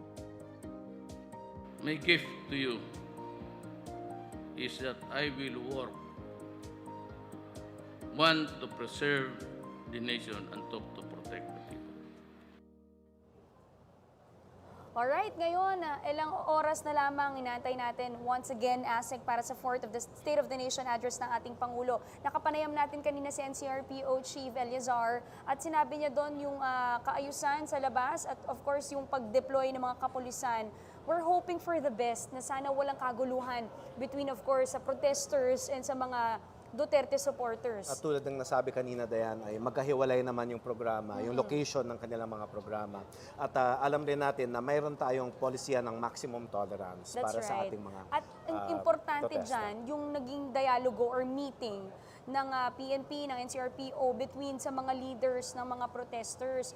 At mukha namang sumunod daw sa maayos na rules and regulations itong mga ito. Kamusta kaya sa labas, no, ASEC? Ating alamin kung ano ang pulso ng ating mga kababayan sa labas ng batasan kasama si Mika Guerra. Maayong adlaw, Dayan and Asek Tony. Ngayon naman, alamin natin ang tinig ng masa kung ano nga ba ang nais nilang marinig sa ika-4 na State of the Nation address ni Pangulong Rodrigo Roa Duterte. Siyempre, as a student, gusto namin malaman kung ano ba talaga yung nangyayari sa politics kasi mahalagang part yun para sa amin kung paano ba kami gagalaw sa environment na meron ngayon. Anong gusto mong marinig sa SONA ni Tatay Digong mamaya? Sana matuloy na yung death penalty natin kasi sobra-sobra na yung nangyayari sa atin dito eh. Nagpo-focus na siya sa drugs, ganun. So, you want more? I want more.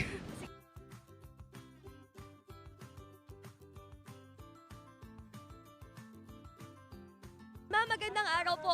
Ano ba yung inaasahan ninyo or gusto niyo marinig sa SONA ni Digong mamaya? Inaasahan natin mag-ulat siya ng totoong kalagayan ng mga mamamayang Pilipino, higit sa lahat sa Maralita. Maraming walang trabaho, maraming walang makain dahil tinatanggal sa trabaho.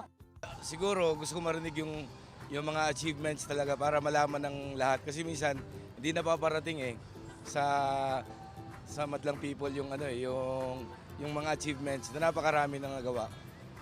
Ang gusto namin, yung kanyang ipinasa na batas, yung Magna Carta of the Poor, para sa mga maralitang katulad namin, especially sa lugar namin sa Pangarap, na siya ang aming inaasahan. At nagpapasalamat kami mula kay Presidente Duterte na kanyang ipinasa ang batas na yan. Ang hinihiling namin dito sa State of the Nation address ni Presidente Duterte na ayaw na namin ng mura. Ang gusto namin ay murang kuryente. Ilan lamang yan sa mga usaping nais ng ating mga kababayan na talakayin ni Tatay Digong sa kanyang SONA mamaya. Back to you, Dayan and Asik Tony. Salamat, Mika. Alam mo, Asek, ito ang realization ko sa buong SONA. No? Sa taong nagdaan po, samot-saring mga problema ang naranasan ng ating bansa. Pero kasabay po niyan ang ginhawa naman ng mga programa at proyekto na hatid po ng Duterte administration. Asek, nandyan infrastructure projects, nandyan po ang proyekto para sa kalusugan o serbisyong pangmedikal, nandyan din po ang mga trabaho para sa mga mamamayang Pilipino at ang nais po ng ating Pangulo is once again to alleviate poverty, to reduce poverty rate. Nandyan din po yung mga programa niya para sa mga kapatid nating overseas Filipino workers. Siyempre, hindi po yan nakakalimutan ng ating mahal na presidente. Ang maganda dyan, Asek, no, it's a two-way process at the end of the day. Dapat dalawa nagkakaisa at nagtulong-tulong yung mga kababayan natin o yung mamamayang Pilipino. Dahil kung yung puro efforts naman ng pamahalaan, walang tulong ng mga kababayan natin, baliwala din. So kailangan po natin magkaisa upang mamithi po natin yung ating goal. Sa pamumuno po yan ng ating Pangulong Rodrigo Duterte na walang ibang mithiin po, kundi ang tunay na pagbabago. At nakikita talaga natin doon sa mga man on the street interviews, no? Man and woman on the street interviews na report ni Mika, ay iba-iba talaga yung mga passion ng ating mga kababayan. They care about many things, but I think one thing we know is all of the people who were interviewed there na nakita ko, may pakialam sa ating bansa, may pakialam sa isa't isa. And speaking of pakialam, makialam po tayong lahat at sumama po sa ating online discussion. I-like po ang aming Facebook page, RTVM at PCOO. Ang ating official hashtag for today is hashtag Duterte SONA 2019. At siguro, dito na rin nagtatapos ang ating programa. No? Nagpapasalamat po kami sa mga umantabay at nanood sa programang ito, pati na rin ang PCOO at RTVM. Patuloy po tayong tumutok dahil sa ilang sandali na lamang, masasaksihan na po natin ang ika-4 na SONA ni Pangulong Duterte. Muli, ako po si Tony Lambino. At ako naman po si Dayan Medina at ito ang SONA 2019 pre-program Pamana ng Pagbabago. Thank you, Diane.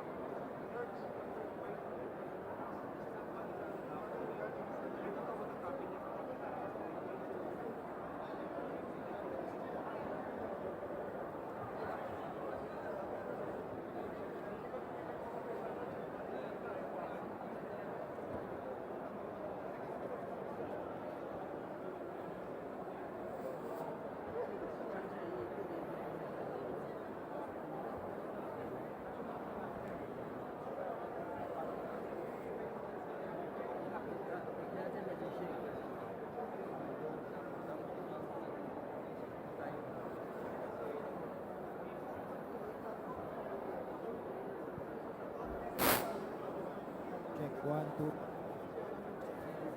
10, check.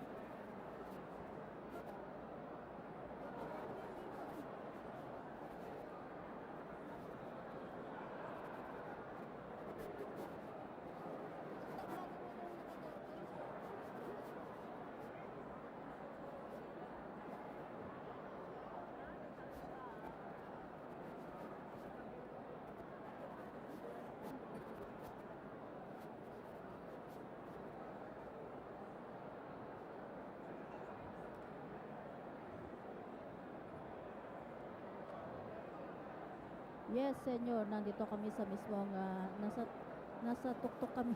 Nasa third floor kasi kami, kaya kitang-kita, dumudungaw na lamang kami dito sa mismong gallery dahil nakikita natin yung mga nagdadatingan na nga at nasa si FBR ay nasa mismong VIP section na nga. Si dating Pangulong Erap, katabi niya naman si Chief Justice Sereno, samantalang si dating Pangulong Gloria Arroyo ay katabi ni House Speaker sa Venecia. Meron silang isang katabi na isang babae. Hindi ko lang makita dahil nakatalikod sila sa amin. So unti-unti na nga napupuno itong plenaryo at naantay na lang yung pagdating. Kapansin-pansin talaga dito, wala na nang nagsuot. Ay, meron pa rin. Yung kasi bawal, sabi nga, yung lampas sa tuhod. Pero merong isang kongresista dito hindi natin makita na hanggang sumasayad yung kanyang palda. Anyway, so yan sa mga kasuotan nakikita natin na medyo talagang simple na nga yung mga suot nito mga kababaihan. Hindi bali sa mga lalaki kasi talagang nakabarong sila lahat. At yung congressman na yung nakadamit na yung parang si Congressman Bagilat, yun, ay suot niya yung kanyang katutubong kasuotan na parang bahag at nakapaa siya. So, yan yung mga nandito na lahat ng mga personalidad na inaasahan natin makita dito. Nandito si dating Executive Secretary Ermita, nandito rin. Nakita natin kanina na Sulyapan.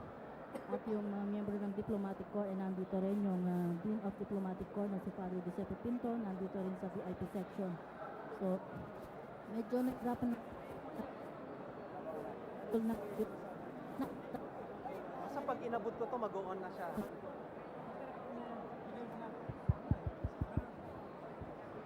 Hey.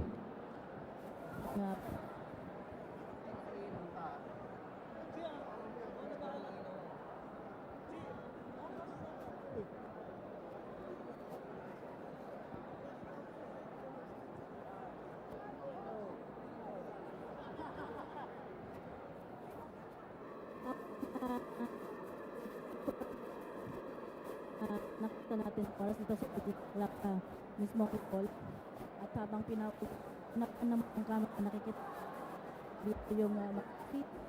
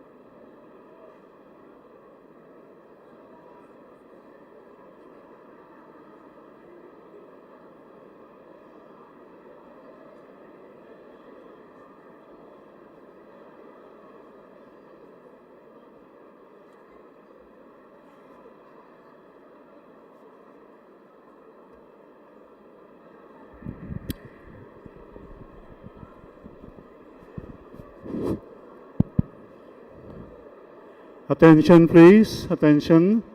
May we request our honored guests to take their respective seats.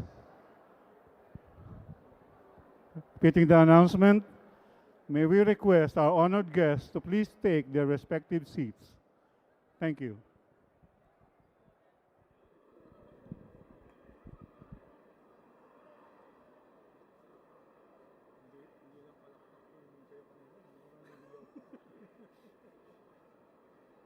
Sabi nga nila na oppress daw ng... Anyway, yun nga lang ang problema lang. Ang taas na expectation dapat yan. So talagang magtatrabaho. Tulungan natin. At least nag-uupuan na sila.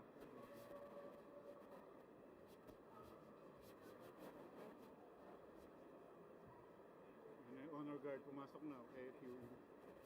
Pipik.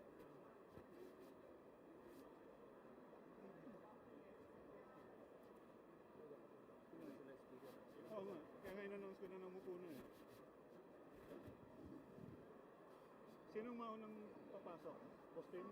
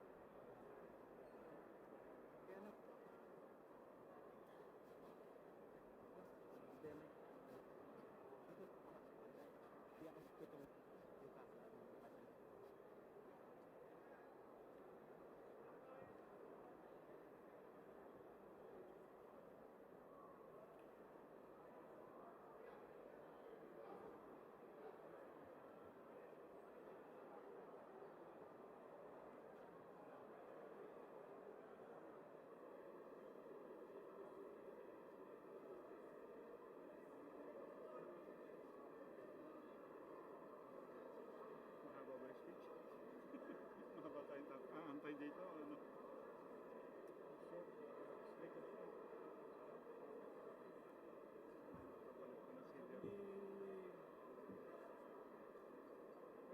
Gob! Gob! Thank you, boss. Governor Abet Garcia.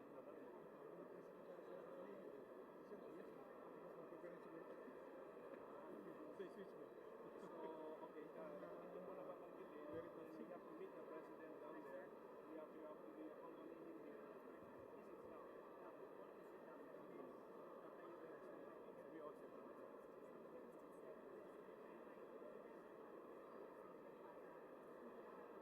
ibaba namin pagka nag-start.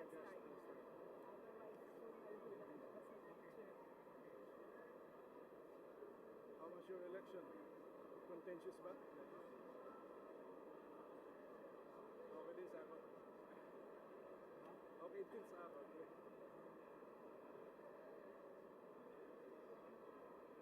Kitang tulo diri, kitang tulo first timer, tanan diri. Ang iling ko. Walang pumapasok ng cellphone eh. Kaya nga yung inano ko, nag-landline na ako eh. Hindi ka nag-presiding officer noon. Talaga yan. That means ganyan talaga ang buhay, pare. Ganyan talaga ang buhay. Ikot-ikot eh.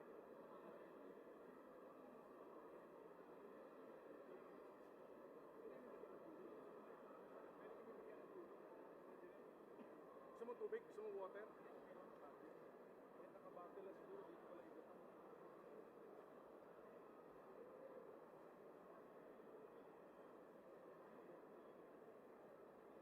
Kahit siguro bote, dito pala ikot.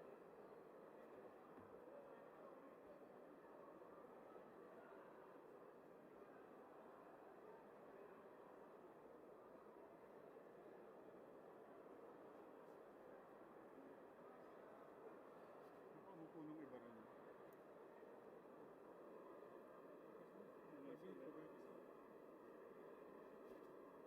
Maglalakad na yun. Dahil pa nakatayo sa gilid.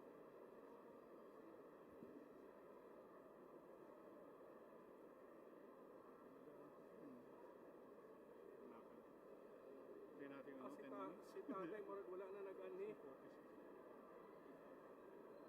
Wala na si tatay. Wala na si tatay. Ando siya sa Senate eh.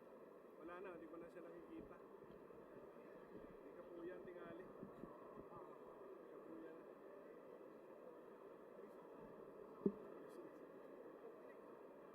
Dito. Or talagang wala na sila kung mga naghihilahan na eh.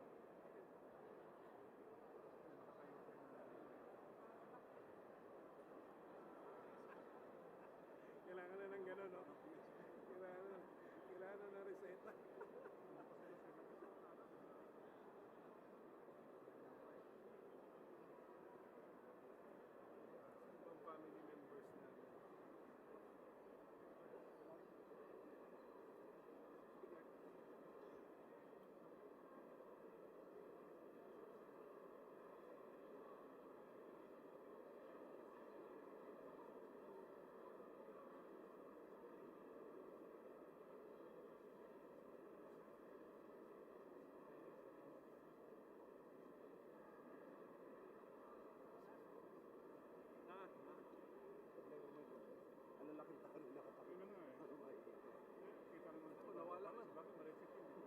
Wala. Hindi nga makakabalik niya eh. Hindi na yung page.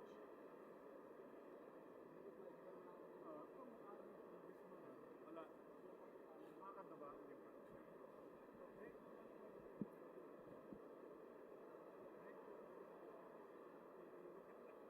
Sa dire. Oo. Dire sa inyo, patigasan. Ayun.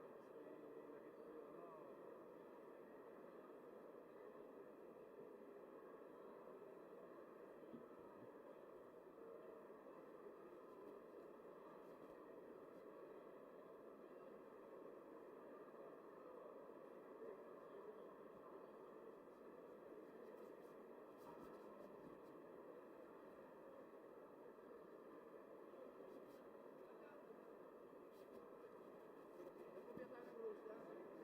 Rules natin.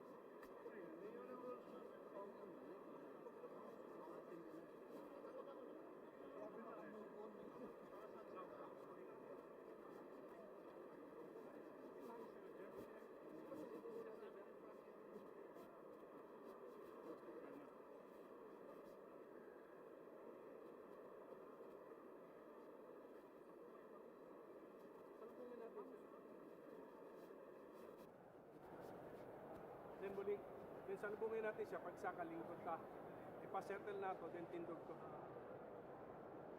Bakit tindog na dua?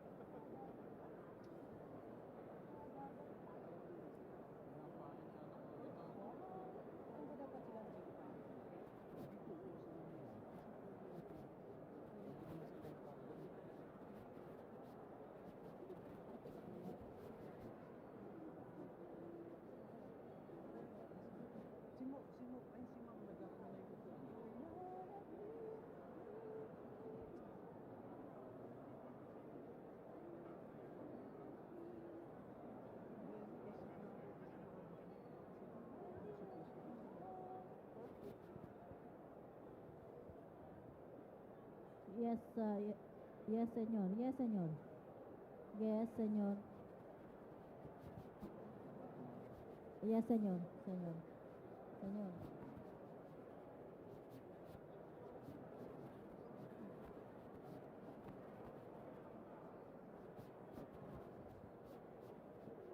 Señor.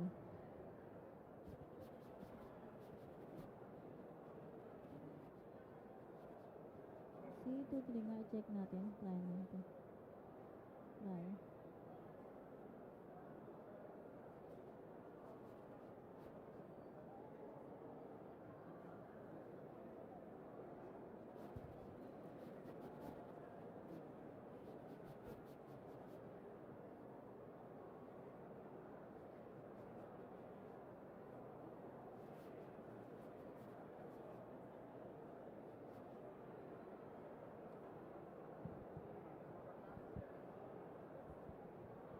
Okay ko na nakatayo. Kaya okay ko na to.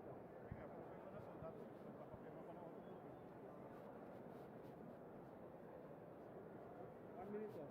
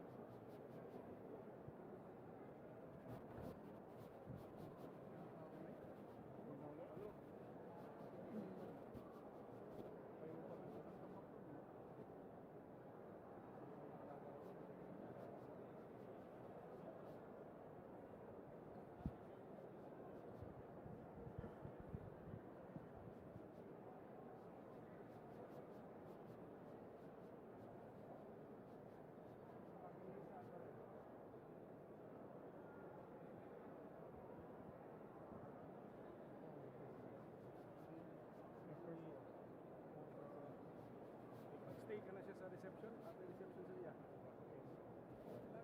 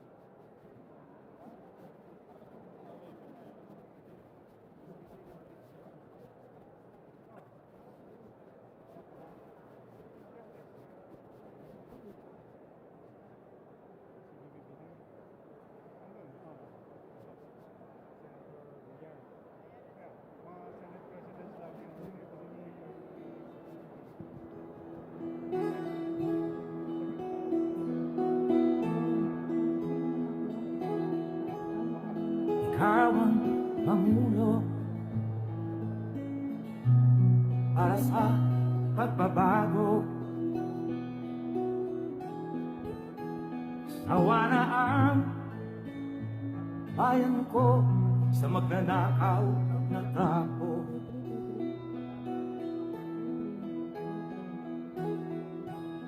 Madilim na kahapon, ikaw ang mataahon. Sa piling mo, di ko mawawala ang korupsyon.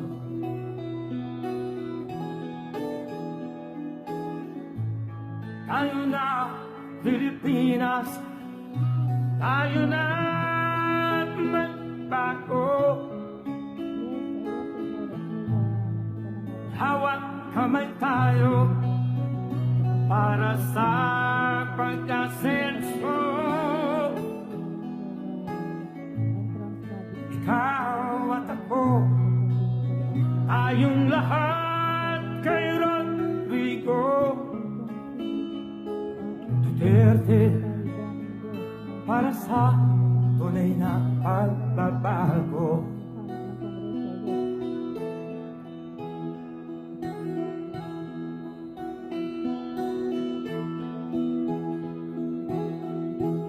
Masdan mo ang paligid, alamak mga krimen, rape.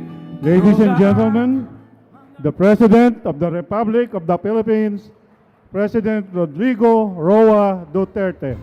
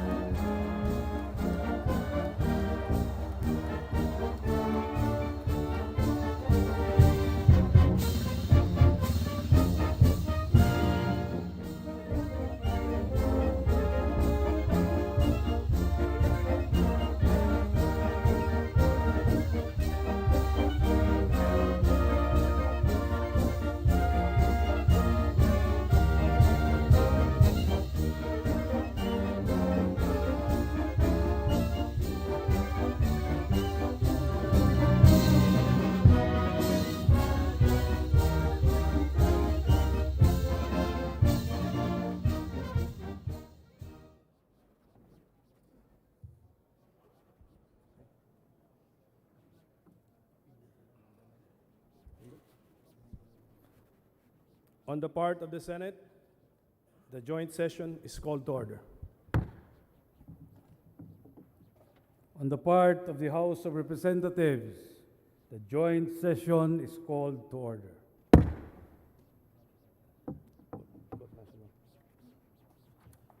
Please rise for the singing of the Philippine National Anthem to be led by Ms. Bayang Barrios.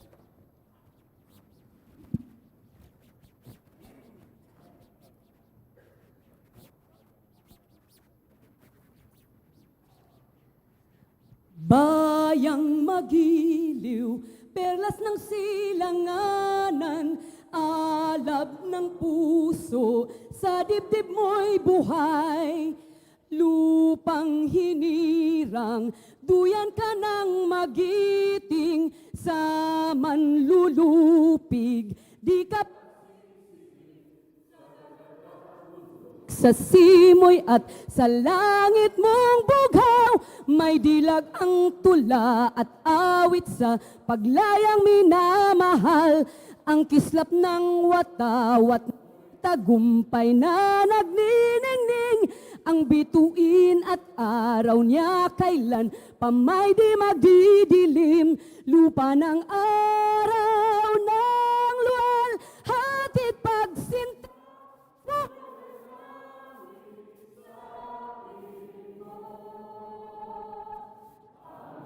Ayan na pag may mang-aapi ang mamatay ng dahil sa'yo.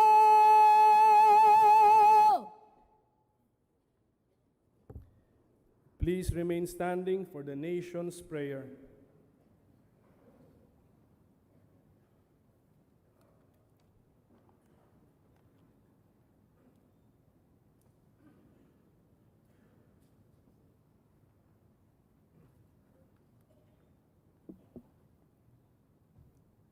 Panalangin ng sambayanang Pilipino.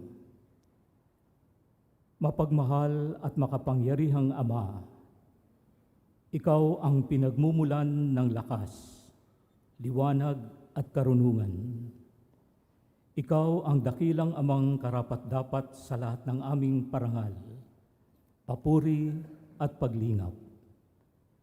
Hinihiling namin na bigyan ninyo kami ng habag at pangunawa sa aming mga pagkukulang at pagpapabaya, dahil batid namin na hindi kami karapat-dapat sa iyong pagmamahal.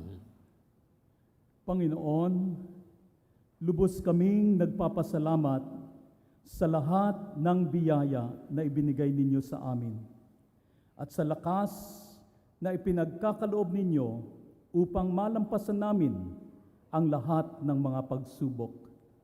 Naway ang bawat pagpapala na ibinibigay ninyo sa amin ay gamitin para sa kabutihan namin at ng aming kapwa, at higit sa lahat para sa inyong kapurihan.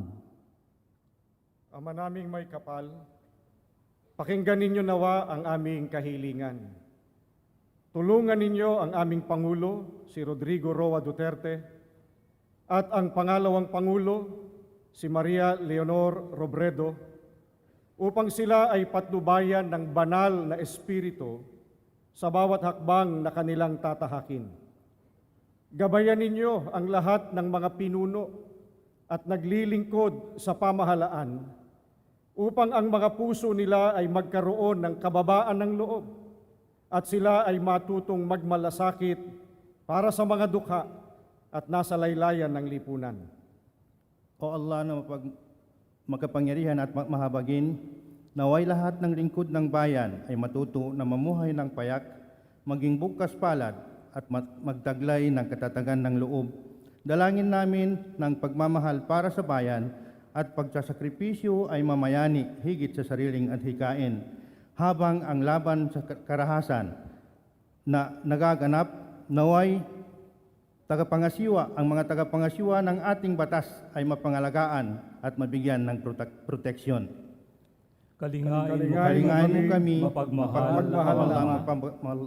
upang ang pagkakaisa ay maghari sa kabila ng aming magkakaibang paniniwala. Naway at lubos na pagpalain ninyo ang bayang Pilipinas ayon sa inyong kagustuhan. Idinadalangin namin, Panginoon, na maghilom ang aming bayan at ang kapayapaan at kaunlaran ay mamayani ngayon at magpakailanman. Amen. Amen.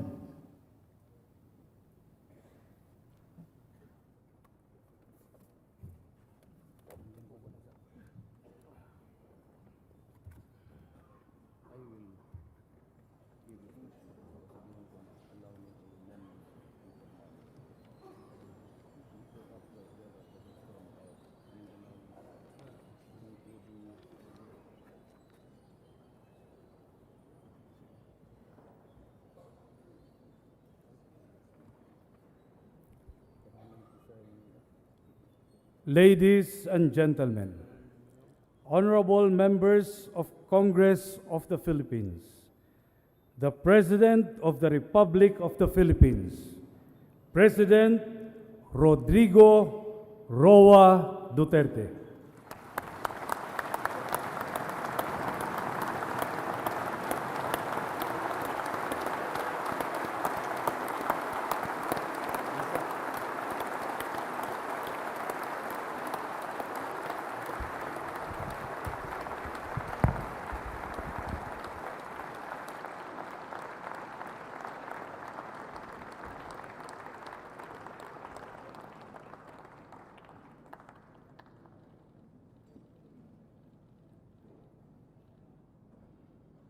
Kindly sit down. Thank you. Allow me a little bit of informality at the outset. You would realize that the three guys in the elevated portion of Congress are from Mindanao. So wala na talaga kaming masabi.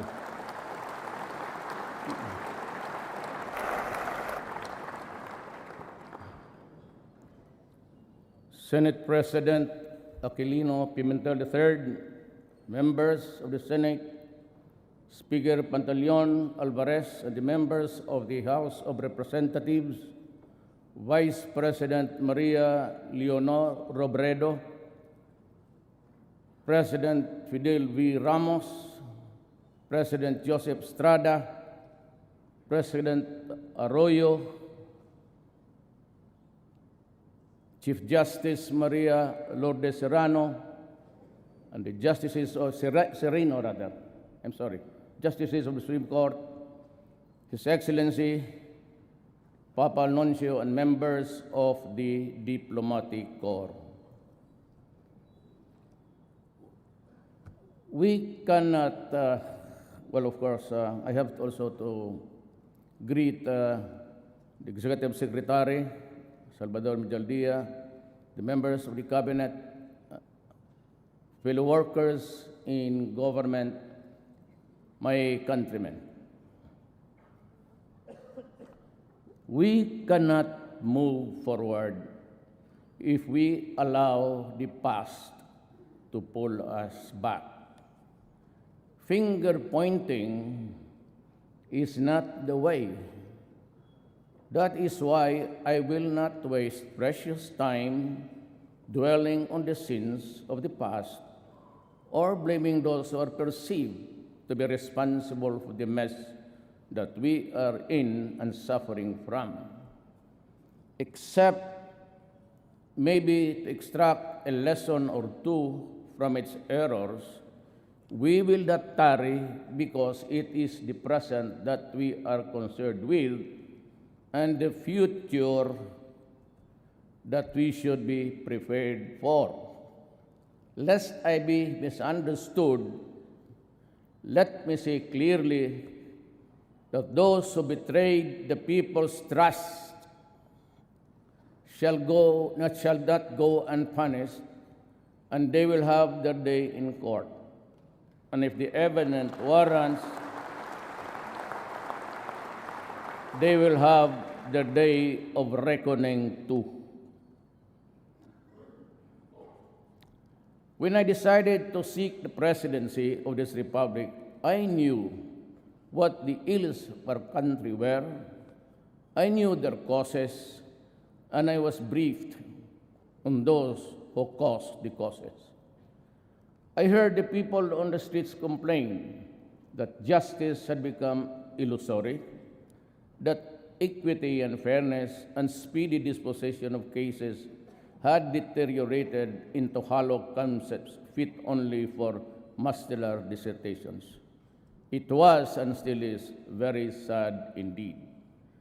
As a former prosecutor, I know there are always ways of knowing how fast or how slow cases go.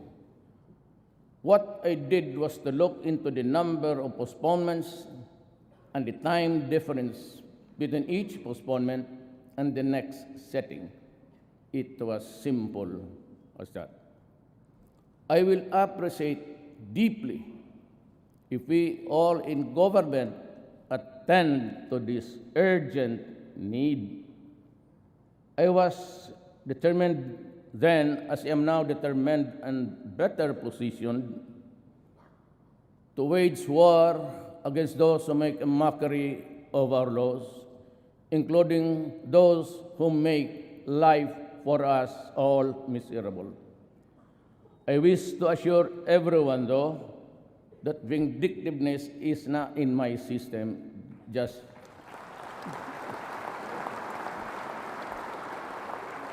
like you and I, all equal treatment and equal protection are what I ask for our people.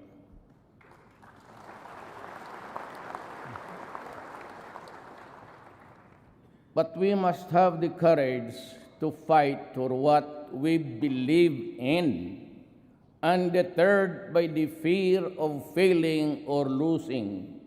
Indeed, courage knows no limits.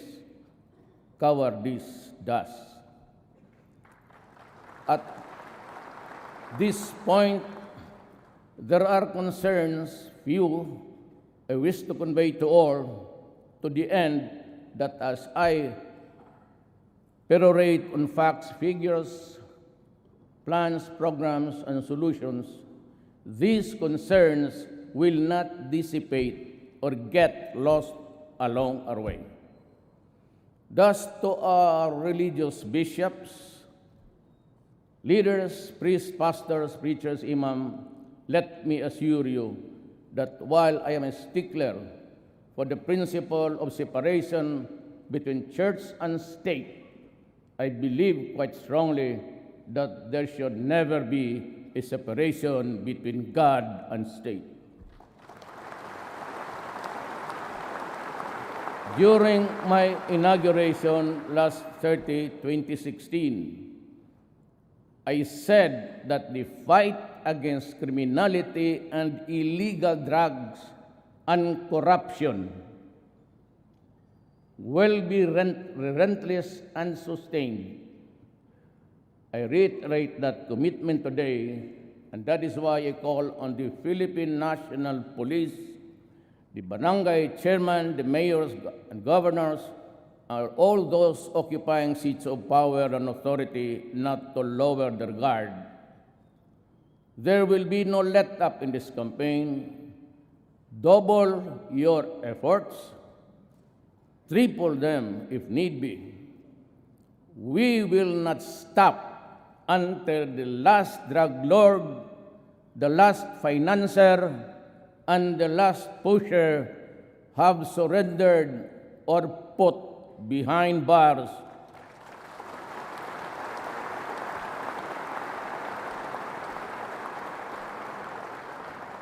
Or below the ground, if they so wish.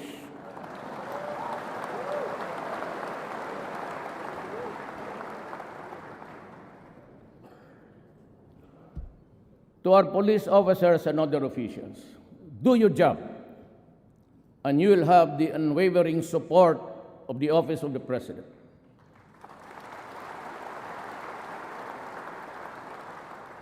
I will be with you all the way.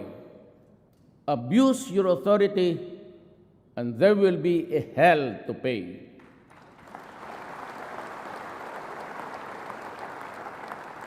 For you will have become worse than criminality itself.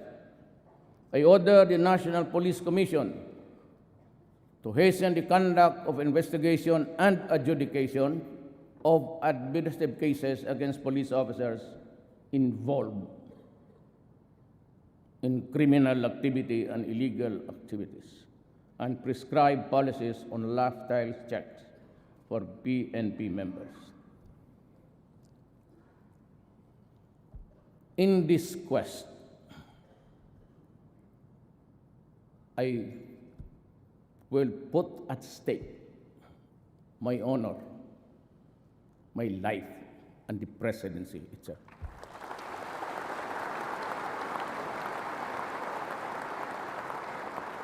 The DLG is also directed to strictly monitor how LGUs perform their supervision functions over the police, and those found not performing will be sanctioned, including the loss of police deputation from the NAPOLCOM.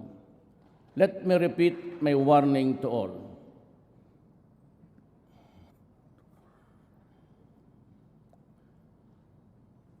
My repeat to all. Do not do drugs.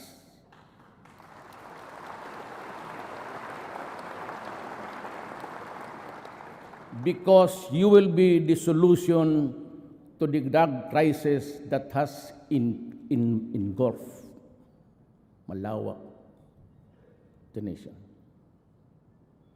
We will create an interagency committee on illegal drugs that will integrate efforts and strengthen the partnerships of all stakeholders.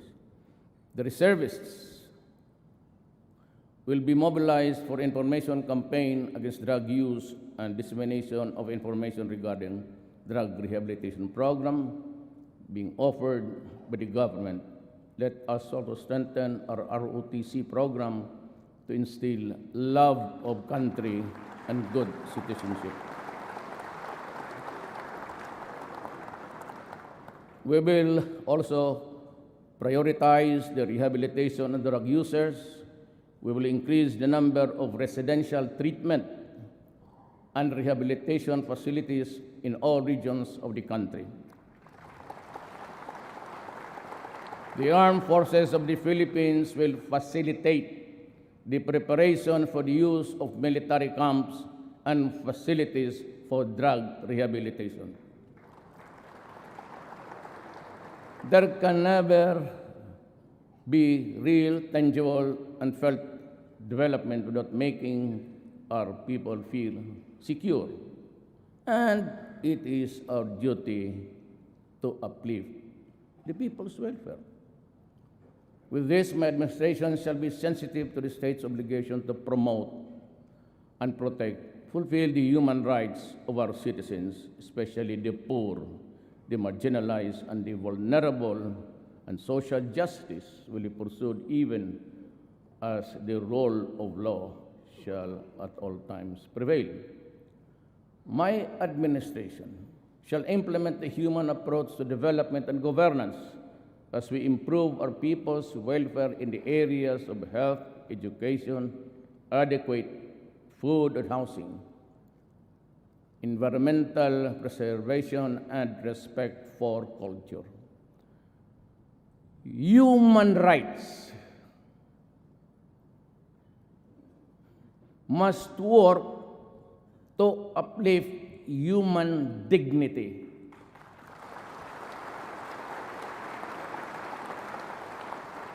But human rights cannot be used as a shield or an excuse to destroy the country. Your country, I am my country.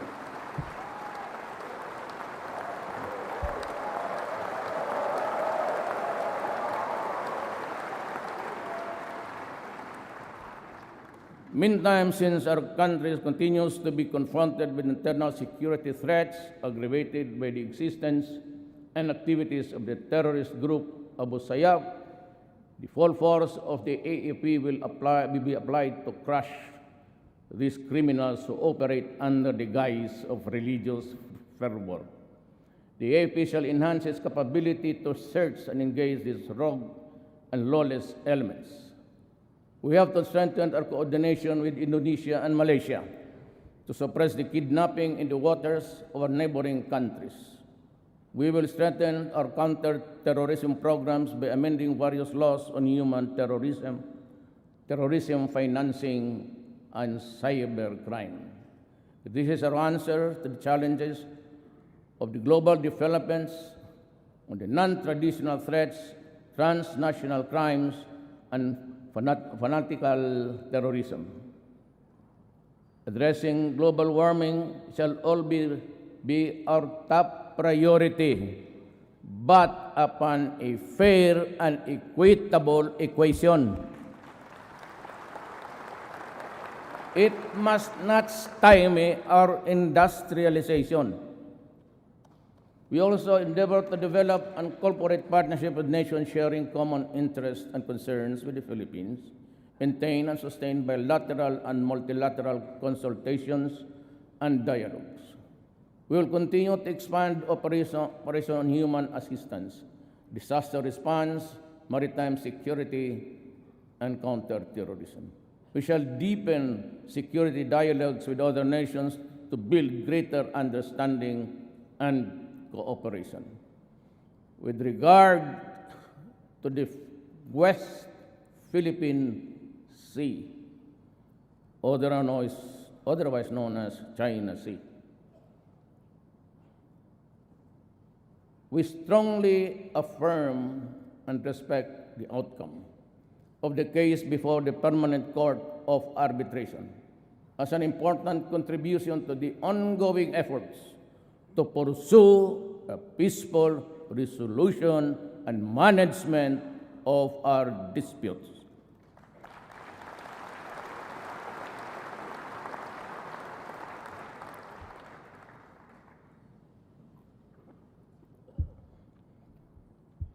On the aspect of our peace processes relating to our engagement with the international community, the Philippines shall remain committed to work under international and with industrial partners, achieving lasting peace and progress in the country.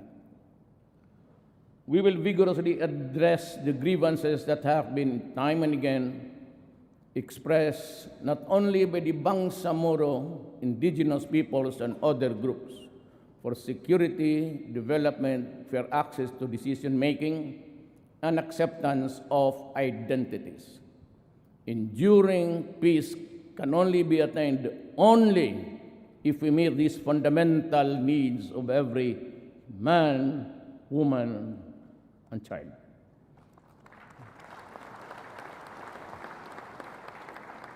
To our Muslim brothers, the Moro country, and the members of the CPP, NPA, NDF, let me say this.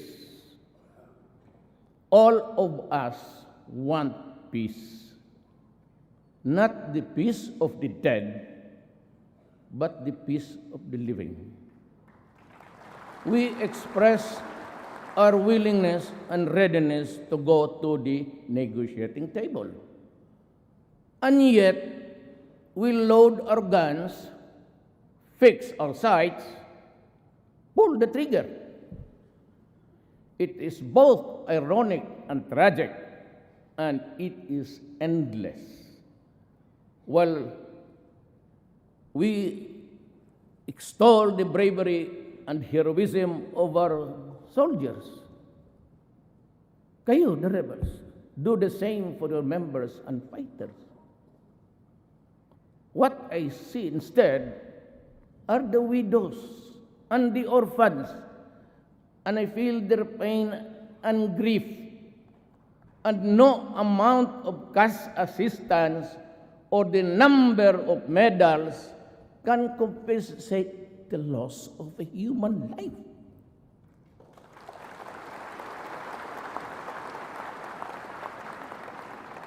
Sorrow cuts across every stratum of society. It cuts deeply, and the pain lasts forever. That is why I reach out to you, to all of you today, to our Muslim brothers. Let us end the centuries of mistrust and warfare. To the CPP, NPA, NDF, let us end these decades of ambuscades and skirmishes. We are going nowhere, and it is getting bloodier by the day. To immediately stop violence on the ground, restore peace in the communities, and provide enabling environment conducive to the resumption of the peace talks, I am now announcing a unilateral ceasefire with the CPP, NPA, NDF, effective immediately, and call on our Filipinos in the National Democratic Front and its forces to respond accordingly. Let me make this appeal to you. If we cannot as yet love one another, then in God's name, let us not hate each other too much. So it was said,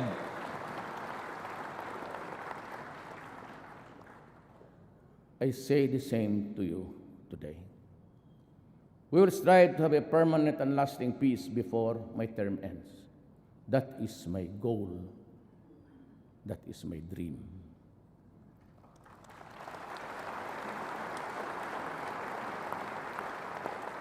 On the macroeconomic management, my administration will continue and maintain current macroeconomic policies and even do better. We will achieve this through prudent fiscal and monetary policies that can help translate high growth into more and better job creation and poverty reduction. By the end of my term, I hope and pray to hand over an economy that is much stronger, characterized by solid growth, low and stable inflation, dollar reserves, and robust fiscal position. On taxation, my administration will pursue tax reforms towards a simpler and more equitable and more efficient tax system that can foster investment and job creation. We will lower personal and corporate income tax rates.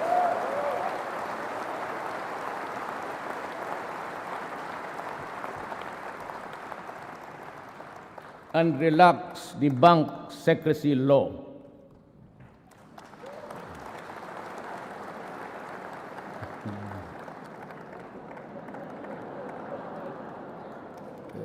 Na presidente ako eh.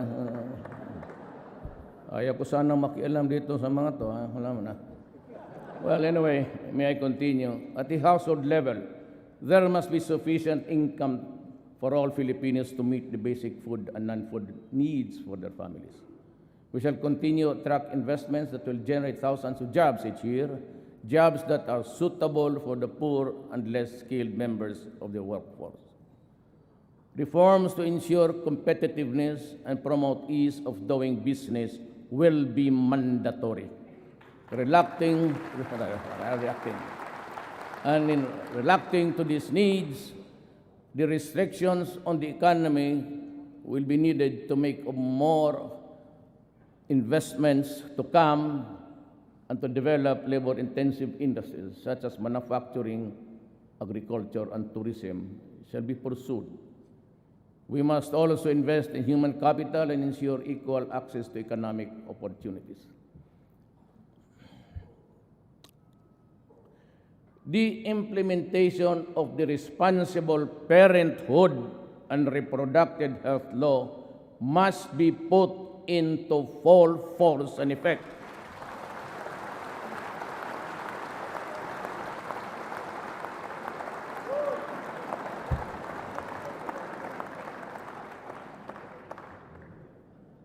So that couples, especially the poor, will have freedom of informed choice on the number and spacing of children they can adequately care and provide for, eventually making them more productive members of the labor force.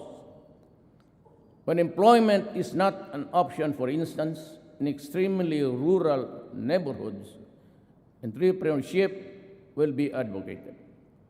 We shall also enhance local business environment by addressing bottlenecks in business registration and processing, in streamlining investment applications and process and integration, the services of various government offices. Government financial institutions shall come up with out-of-the-box financing packages to capacitate our small and medium entrepreneurs. In the field of tourism, we shall construct more access roads and tourism gateways to service centers and tourist sites. Road development projects shall complement with a trust to modern agricultural infrastructural and spending in improving the construction and rehabilitation of roads and the irrigation, and establishing modern harvest and post-harvest facilities to minimize losses.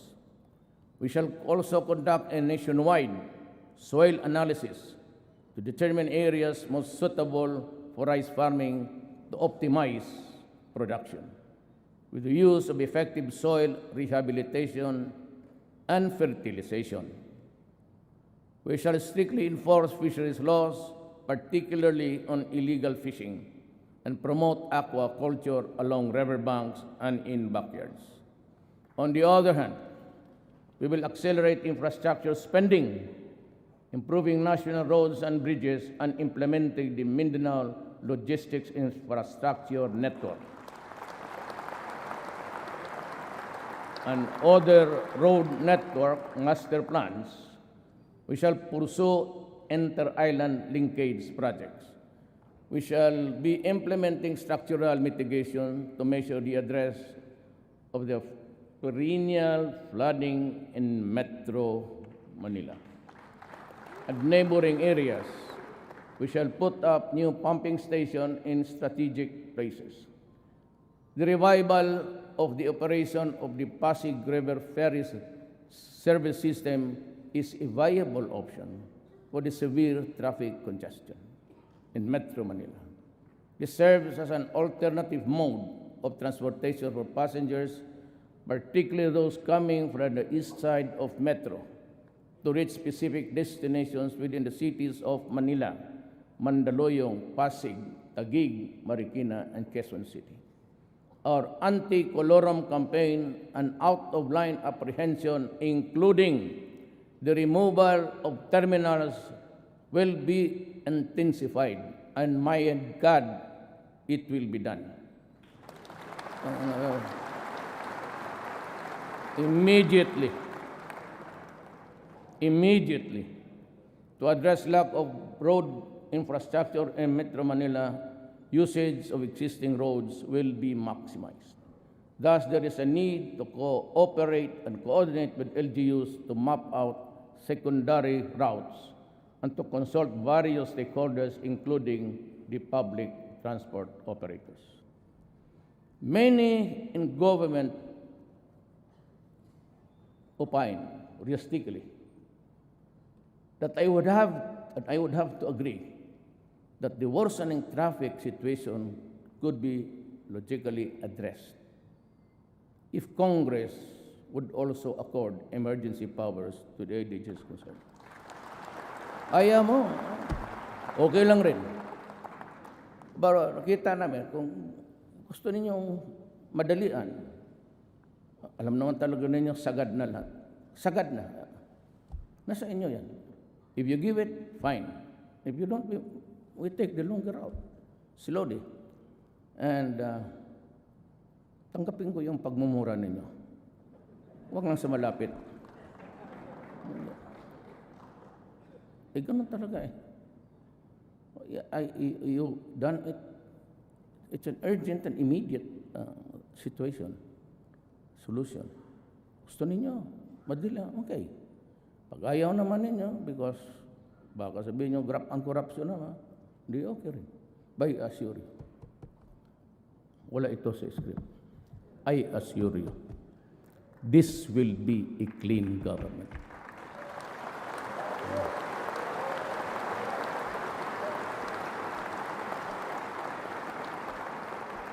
If that is the only worry that you have, and I can understand your misgiving, wala na ito sa, haba. Wala na ito sa script. You know, ako makagarantiya ako. 101%. it will be clean. Problem is, I can only act through agencies and departments. That's why I urge you, na basking kunting mali lang, wala akong ano sa inyo. Wala na akong politika, wala na lang. I'm through after this. I just passed on to you the information that, I act through secretaries and everything. I cannot guarantee their honesty and competence at all times. Cabinet members, yes. Pero yung sa baba, yung procurement, yung magbibidding dyan. But as far as I can really, it malinis talaga to. At napag-usapan namin sa likod about the federal system. My advice to you is maintain a federal system, a parliament, but be sure to have a president. Wag, hindi na ako niyan. I'm disqualified, and by that time, I would no longer be here. But I can commit today to the Republic of the Philippines and its people. If you hurry up the federal system of government, and you can submit it to the Filipino people by the 4th, 5th year, kasi proseso yan You call for a referendum, and after that, call for a presidential election. I will go. Sibat na ako. But you must have a president. You copy the France system. Huwag mo hiyaan yung puro na parliament, delikado. It takes time even for yung kagaya ng England noon. There was this bomb on the double deck. Took them time really. Because there's no one apparatus for a commander-in-chief down. You can have a president, you can elect. Maybe Tito Soto would be the lucky guy at the time. O limitahan mo lang. Ceremonial powers, power to dissolve, power to accept the resolution or whatever. Mandating you this, do that. Or ceremonial powers, except in times of need. If there's a demand for action, you must have a president. Wala na ako niyan. I said, if you can give me that document, I will urge you to conduct, call for an election the following week. And even if there's still 2 years, 3 years, I will go. Okay na ako. Do not worry about me. I am into that much ambition. Nanalo ko. Hindi ko alam bakit nandito ngayon. Noon, nandoon lang ako.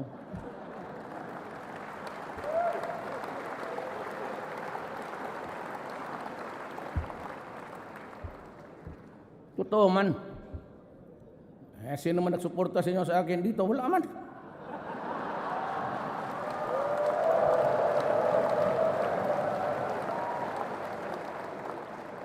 Not a single congressman, except for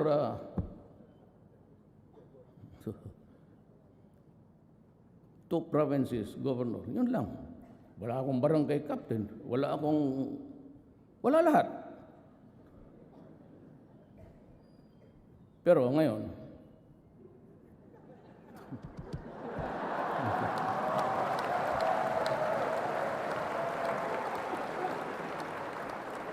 processing time in issuing permits and licenses shall be reduced to the barest minimum.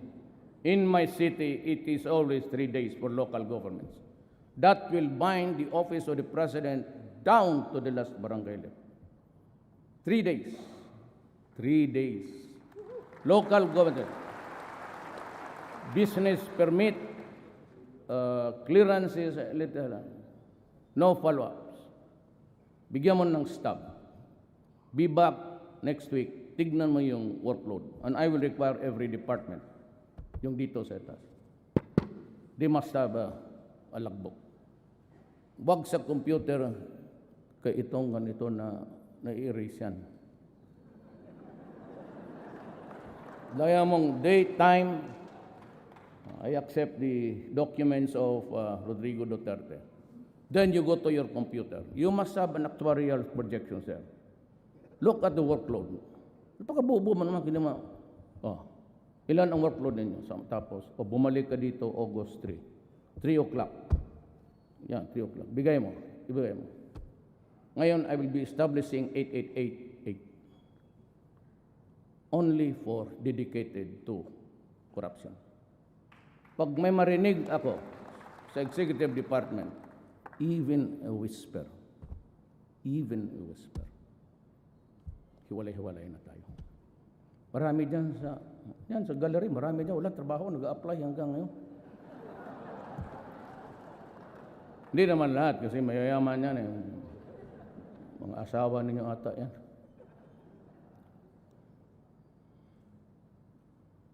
While the issuance and distribution of motor vehicle plates at point of sale o through motor vehicle dealers shall be considered. Wag na sa LTO kaya hanggang ngayon, panahon pa ni Jesucristo yung first plate nila, hanggang ngayon wala.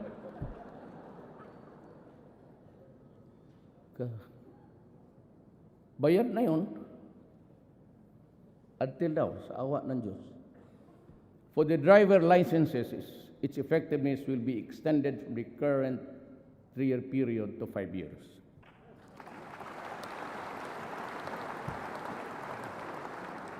To reduce queuing time at ticketing stations, tickets sa mga train will be made readily available and easily accessible to the riding public kung bilihin mo yan sa malls, stalls, and stores. Ipinagbibili mo yung diyan mo na ibigay. Accredited. Huwag doon banda sa recto, kasigurado pikihin yan mga ulol. May I address again to the Philippine. Ako po'y nagdodoble ang pagod para sa inyo, para sa kapakanan ng bayan. Seryoso po ako. Kayong mga ganon, tikit-tikit at magkaroon ng gulo, wag ho ninyong gawain yan. Ito na yung warning ko. Yun na yun, last. Wala nang iba. Hindi ko na gagawin. Huwag ninyong sirain yung mga bagay-bagay na ginagawa namin para sa kapakanan ng tao. Mabuti ang magkaintindihan tayo ngayon.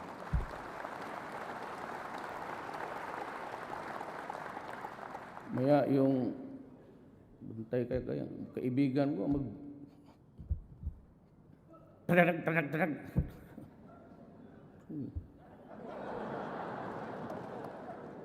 Kaya wag ninyong gawin. Simple lang yan eh. Para walang away sa gobyerno, yung mga bagay na illegal at masama at hindi tama, wag mong gawin. At hindi kami mag-aaway dito. Pati yung pare na, pati si Pau, tinamaan.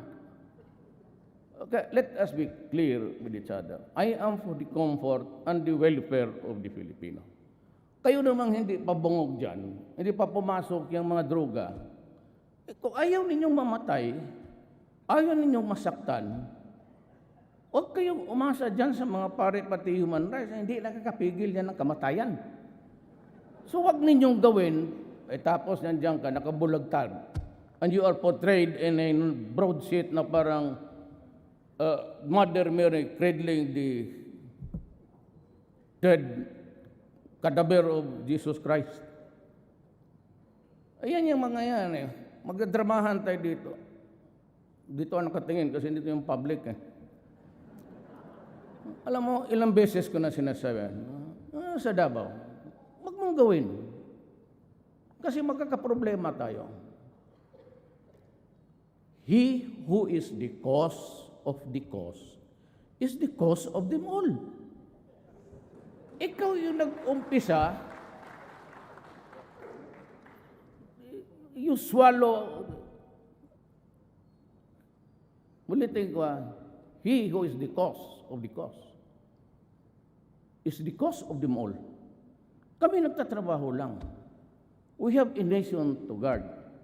We have billions of people to see that they are healthy. It's a question of drug, it's a question of public interest, public order. Kita mo, lesser crime. Wala na kasing magnanakaw. Wala na nag-hold up. Kasi para yan. Kita tapos sabi lang, maliliit lang yan. Gamitin mo utak mo. If you're able to contaminate, kagaya ng negosyo ng mga Chinese, wholesale yan sila. Maski kunti-kunti, kung the whole of Tondo contaminated, pera yan. I'm not saying it's Chinese. The practice of itong wholesale retail. They go for wholesale.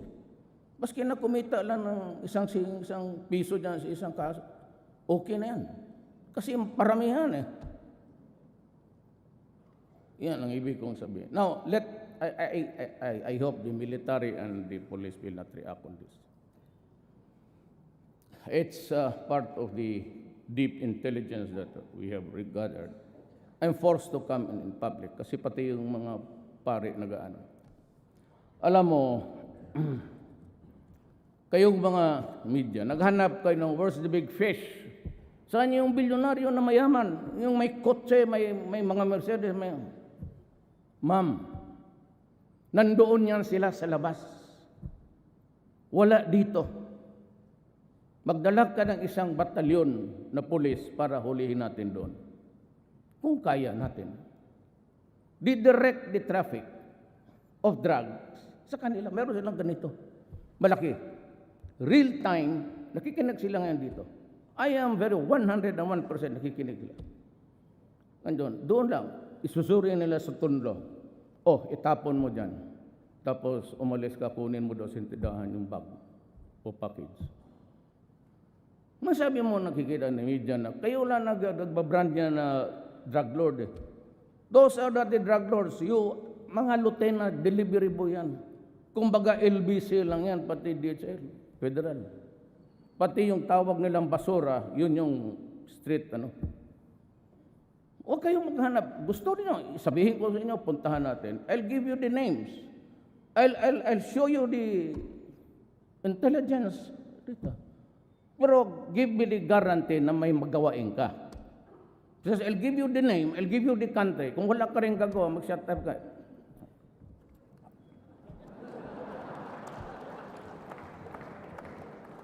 Kaya hindi lang kami do not get too personal about our work here. I'm saying that dito, balik na tayo kasi yung hindi nakakaintindi ng mga Tagalog, na yung nila. So, Tagal naman itong passenger capacity congestion shall be addressed by increasing the number of running trains from the current 16 trains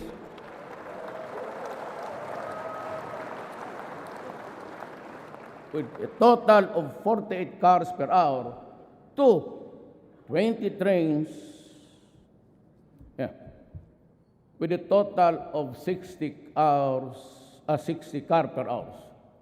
Now, you increase the train speed from 40 to 60. Ang problema nito, yung mga railway na, di na ito kasali dyan. Huwag mo maniwala dito.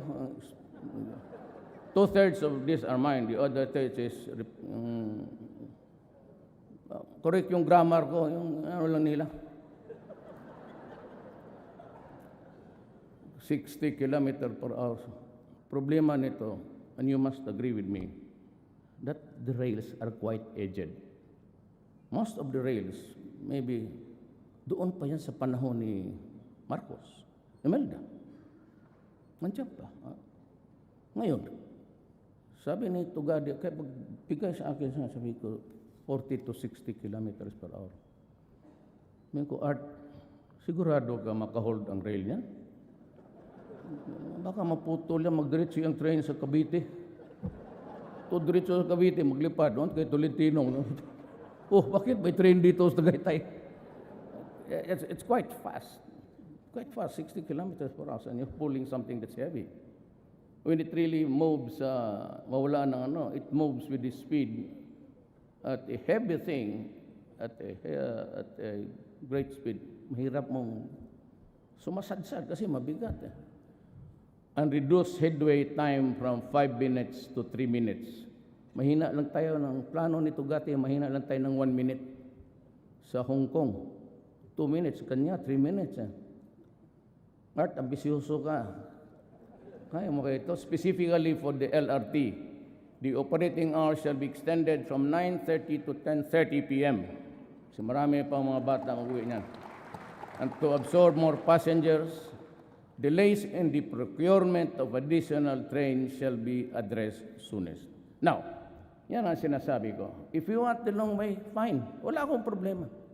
Sabihin ninyo na doon ang we go the normal way if you are able to make purchases. Ang maganda nito, I have signed the executive order sa aming FUI. Naunahan ko kayo. Yung inyo na, nandoon na sa akin. Tapos na ako. Ilabas ko na. It will be out today. Alam mo, sabi ko, unahan ko dating kongreso, puro mayayabang yung mga dyan. We grab there's a stealing one's thunder. Kaya nga, unahan na natin. So, we shall also pursue rail projects in Metro Manila at the major key points and the country, including the Mindanao Rail Project. Hindi ako nagyayabang, pero totoo talaga to. Depende sa federal, but 6 years, lalabas talaga ito, I assure you, because it's going to materialize. Rail projects, the Davao Transit System, the Cebu Transit System, the North and South Luzon Railways, and the Panay Railways Project. Tama? Panay. Taga saan si ano? Panay. Panay ang bigay natin para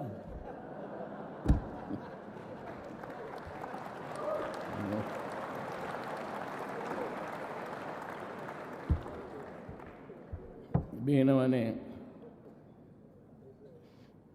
Senator Delon, binakbait ka dito. Malagyan daw yung island mo ng train.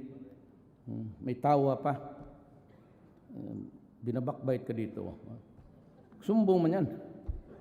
Tingnan mo yan. Different approaches are also being considered to decongest NAIA, including the possible transfer of general aviation. Ito, I will, hindi, ang style ko kasi, ganito, hindi naman ako, I'm not steeped into formalities. Itong of general aviation, alam mo kung sino tiyatamaan yan? Kayong mayayaman. Kayong may mga helicopter pati aeroplano, ilipat ko kayo. Alam mo yung general aviation, yung mga Learjets, sa mga kumpanya, ilagay ko kayo sa Batanes para wala masyadong air traffic. No, I'm offering Sangli Point. Kasi kailangan ko isang runway. I can make a new runway there, sabi ng mga aviation experts. But tumbok niyan is the Merville subdivision. Maka-isa pa akong runway dito sa Metro Manila. But if not, then it's going to be Clark. But on a condition that we would have a fast rail. Sabi ko kaya, something like 1 hour of travel, sabi ko kay Tugadi, is not acceptable. Make a rail there, bago. Marami na ko pa eh. It's the vow of the day is the bullet train. Ilagay mo yan sa Filipino na driver, sotoy talaga kayo doon. Maglampas kayo. The Clark Airport can be utilized to shift some operations of our domestic and international airlines. Moreover, a one-stop shop will be established within the civil aviation complex for the benefit of the overseas Filipinos. Ito, mangyari nito. to utilize the Clark Airport, it is necessary to establish yung mga, well, you have a rail to connect. Tapos na yan, itaas mo na kayo, gitagalog ko na. In the area of environment, the military is directed to intensify its makinig kayo kasi gitawa dyan, support role against illegal logging, illegal mining. Diyan pa naman si Gina Lopez. And other destructive practices that aggravate the devastation of our natural resources.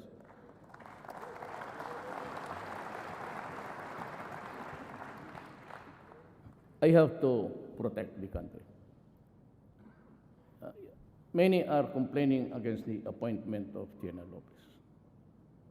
But si Gina, pati ako, we share the same paradigm. The interest of the country must come first. But hindi ko naman sinasabi, there's a law allowing mining. Gina Lopez and I are just telling you, follow government standards. Do not destroy the environment. Follow it to a T. Wala tayong problema. Just pay the correct taxes, follow the standards. Gina Lopez is just doing her job. You know, she is really a crusader. So, that is how I would describe her persona. Crusader. Kaya, sabi ko, tama yan. Kaya, bakit? Nandiyan ba si Ma'am Gina Lopez? Secretary Lopez? Ganito yan. Pumunta siya sa Davao. Gabi na mga 1 o'clock because on the early days of my, I won, but hindi pa ako nag-vote. Marami na nagpuntahan. Ito, felicitations, congratulations. Si Ma'am pumunta twice. Every time she shows me the degradation of ito na. Tapos, 2 oras naman, mukhang hindi na matapos, sabi ko, Ma'am. Ma'am, do not be offended. Totoo man, huwag kang magalit kay, it's the truth. So, mag-alas 3 na, you Rudy, this man, tapos, extemporaneous na, parang congressman, ito, Ma'am. Kung Ma'am, mag-alas 4, Ma'am, ano kaya kung ikaw na lang ang Dina?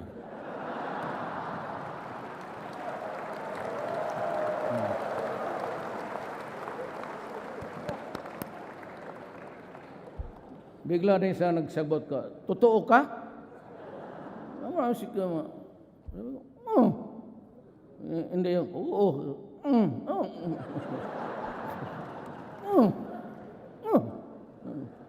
Siya, I will ask I'll consult my family and ask my, nila. Following day, tawag siya kay may 8 Bong. Sinabong, okay na, tinanggap na. Sabi ng pamilya ko, okay na. Sabi ko, ay, bantay kayo lahat. But I would not be appointing somebody who's alien to my thinking. I would take in somebody who shares my horizons in life.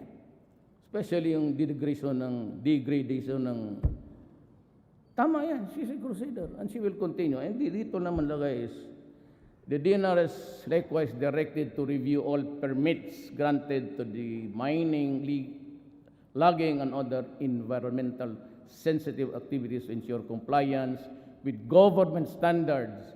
And if warranted, ito na yung pinakamaganda, amend, suspend, or revoke permits. Go ahead.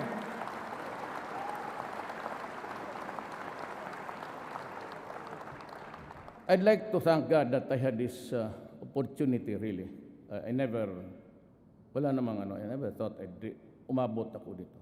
I've always had that crank sa isip ko, mahirap itong Kaya itong Laguna Lake, naubos ng wala na ang fisherman. Yun lang the difference between one big fish pen to the other. Yun na lang ang sa mga tao. Makita mo sa plane, every time, I go to Davao, I pass by that lake there. Every time kita ko, talagang wala ng ano. And the fishermen are complaining about the loss. Talagang wala na sila. Kasi ang maliit na lugar, yun lang ang kanila. So dito, pinadaan ko lang a diplomatic way that the Laguna Lake shall be transformed into a vibrant economy zone showcasing ecotourism by addressing the negative impact of watershed destruction, land conversion, and pollution. Ito yung nilagay ko. Pero ito, this is what I'm telling you. The poor fishermen will have priority in its entitlements. Order to Gina is, ayusin mo ma'am. Huwag mo namang ipitin, but they have to reduce the areas of occupation. They cannot have their cake and eat it. Sila na yung may pera, sila na yung, this must stop. So, kung siya tanong siya kung sinong may-ari niyan, simple lang.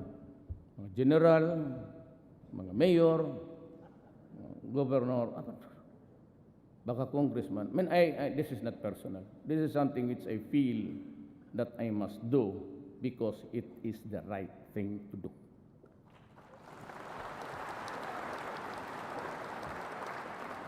To have adequate disposal facilities for Metro Manila garbage, the final closure and rehabilitation of the Carmona sanitary landfill shall be pursued, while the adoption of appropriate waste-to-energy facilities will be explored. Marami yan. The technology is coming in very fast. In the area of governance, there's a need to strengthen our efforts along this line. Taas mo na. Mataas yung paragraph na yan. Ito.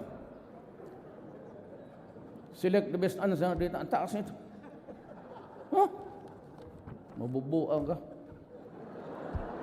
To better manage public information, a law should be passed, I'm addressing to Congress, to create the People's Broadcasting Corporation, replacing PTV4, the government-run TV station, which now aims to replicate international government broadcasting networks.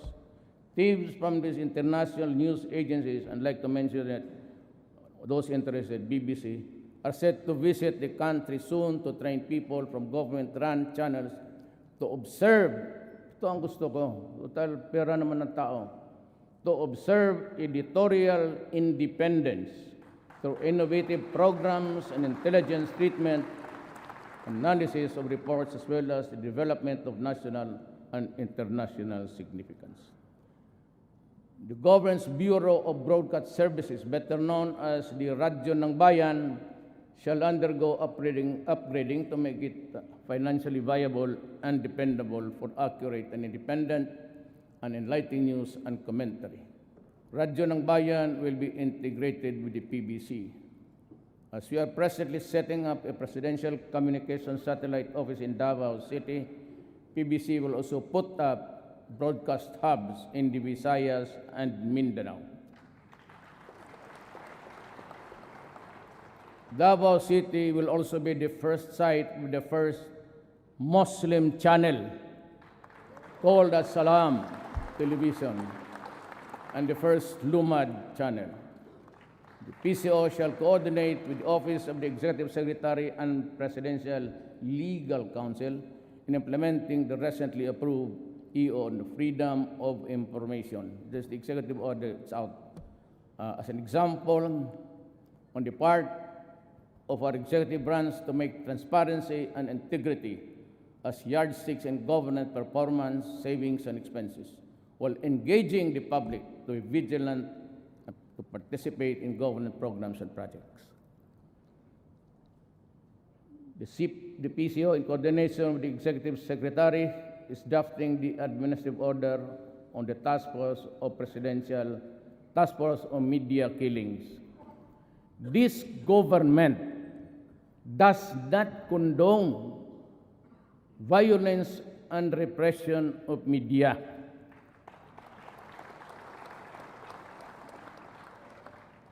the bona fide media,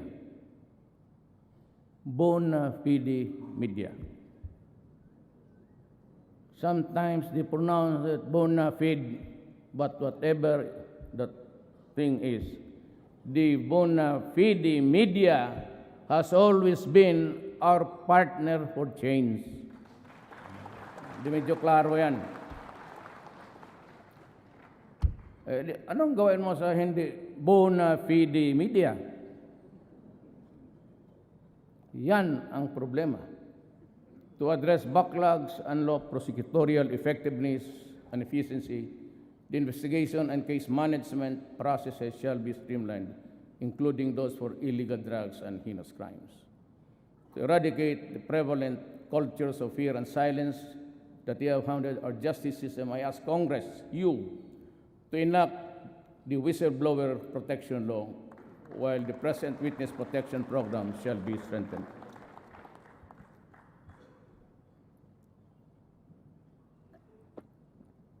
Hirap maging presidente, maski dito lang. The number of lawyers and support staff and the PAO, that is the Public Assistance Office, regional and districts, shall be increased to provide Indians with more access to counsels. At this stage, I also have directed the DILG to undertake nationwide information and campaign on federalism in partnership with various alliances and with LGOs, civil society, grassroots, and faith-based organizations. Hinto muna ako dito, itong federalism. Ayaw ko itong tama ako. Alam mo, itong bayan natin, if I may just repeat, I know that you know, in 1521 or 1526, Magellan landed in Leyte.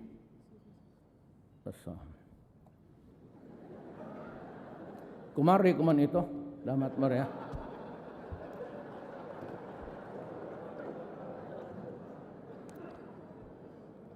Mindanao was already Islam by 100 years. So, ano ito? It's an imperialism thing. There's a historical injustice committed against the Moro people.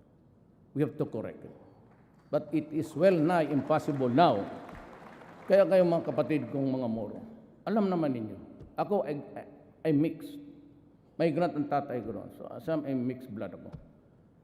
Moro, pati Christian. But, you know, intindihin na lang natin ito, that we cannot return to you all yung nangkuha ng mga Amerikano, Espanyol, pati yung mga Pilipino, mga kapitalista, those who exploited Mindanao when that thing, sloganeering, go to Mindanao because it is a land of promise. With the vast entry of so many people, basically coming from the Visayas, karoon tayo ng, we cannot solve it the way you want it to be. We have to understand each other, then you have to live with each other. But we'll try. Ang sinasabi ko nang babalik ako, dahil ako sa federalism, both Ms. Suarez, Sema, and all, at least the political leaders ng Mindanao will agree to it.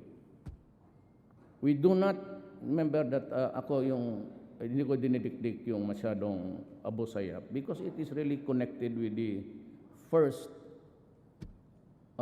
talks between Ms. Suarez, the President, subsequently to President Marcos, and until now. Until now. The only way they said that we can have is, yung BBL, ibigay na natin. Minus the things that you do not want, yung constitutional issues. Tanggalin muna natin. Ibigay ko yung area. Ay, wala natin, nandyan na yan eh. So I ask you, pass it minus the constitutional issues that are contentious. Bigay na natin, at when the federal system comes, isali mo na sa package together with Ms. Suarez. That is the solution for Mindanao. Nothing else. Believe me, nothing else will do. Please sleep on it, ponder on it, because that's the only way to proceed. On the clamor of our citizens for timely issuance of Philippine passports, the government shall work towards amendment of the 1996 passport law to lengthen the validity of the passports from the current 5 years to 10 years.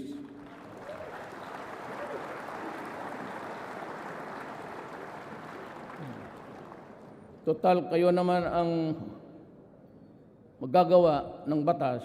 You're the ones who will pass the law. Even if you make it good for 30 years, okay ako. Bahala kayo. Basta stretch a little bit because 5 years is just really simply on a regular basis.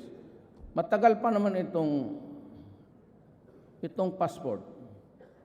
Mag-apply ako ng mga 10 days. Alam mo, I'd like to call the attention of Secretary Asay. If you go to Davao, look back doon look at the back, likod ng itong mall, malaking mall doon. Sige, pangalanan lang natin, SM. Doon, yung mga tao, nandyan sa pavement, natutulog. For the many times, nadaan ako na walang ulan. Doon yan sila. Because first come, first serve. And the only outlet there, the outlet of your department is yung sa SM. So yung mga maawa ko dito sa side sa Cotabato, lahat ng Cotabato doon sa Davao. Karamihan niya walang mga bahay. If you're applicant in Davao City, fine. But yun kung walang mahirap kasi karamihan dyan mga mura naghihiga lang dyan sa pavement. Nasasaktan talaga.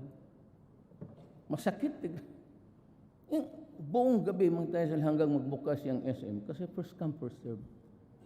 Kasabi ko, well, that is addressing to all of the cabinet members.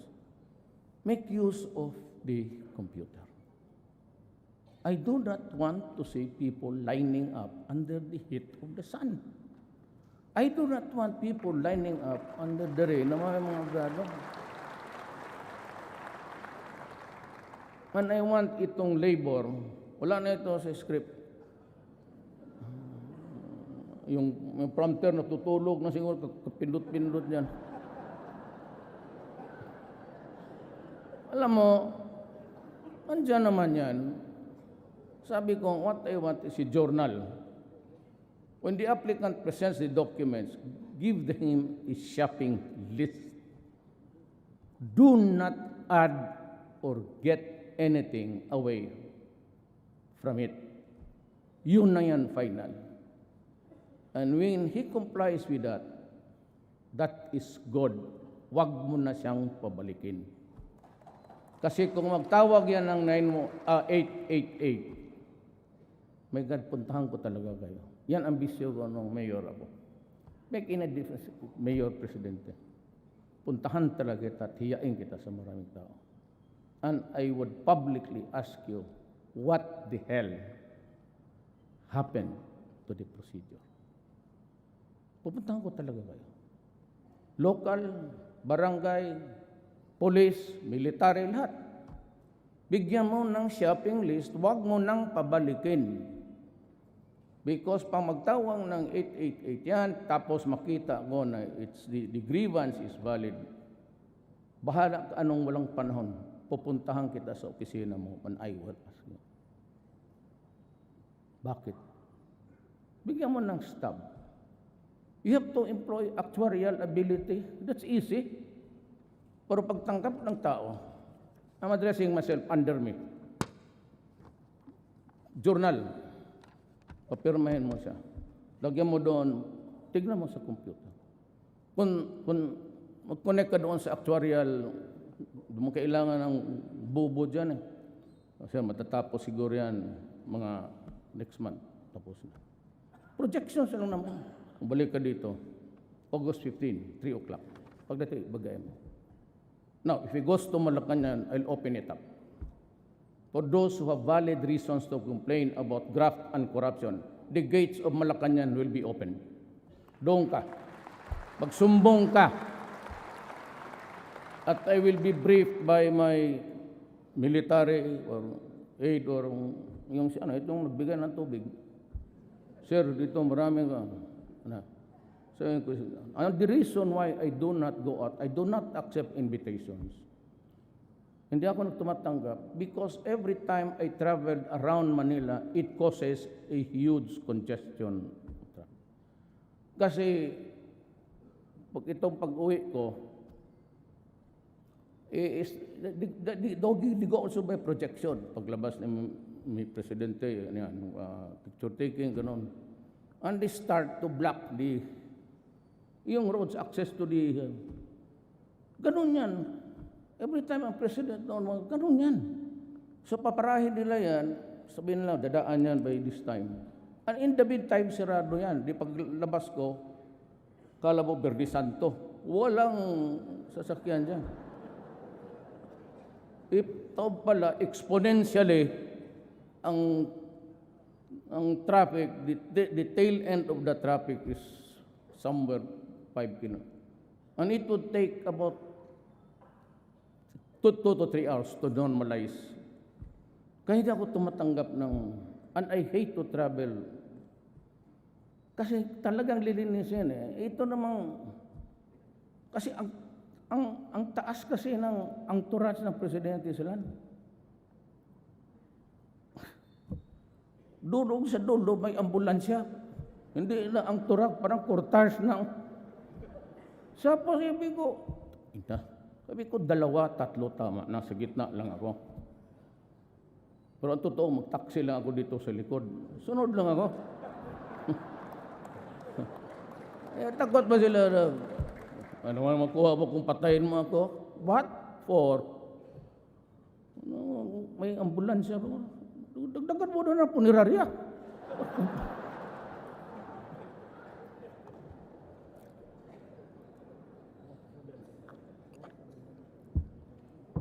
I have also ordered DFA to streamline documentary requirements and passport applications and open additional consular offices in strategic places to decongest Metro Manila sites and avoid queues that have caused hardships and suffering to passport applicants.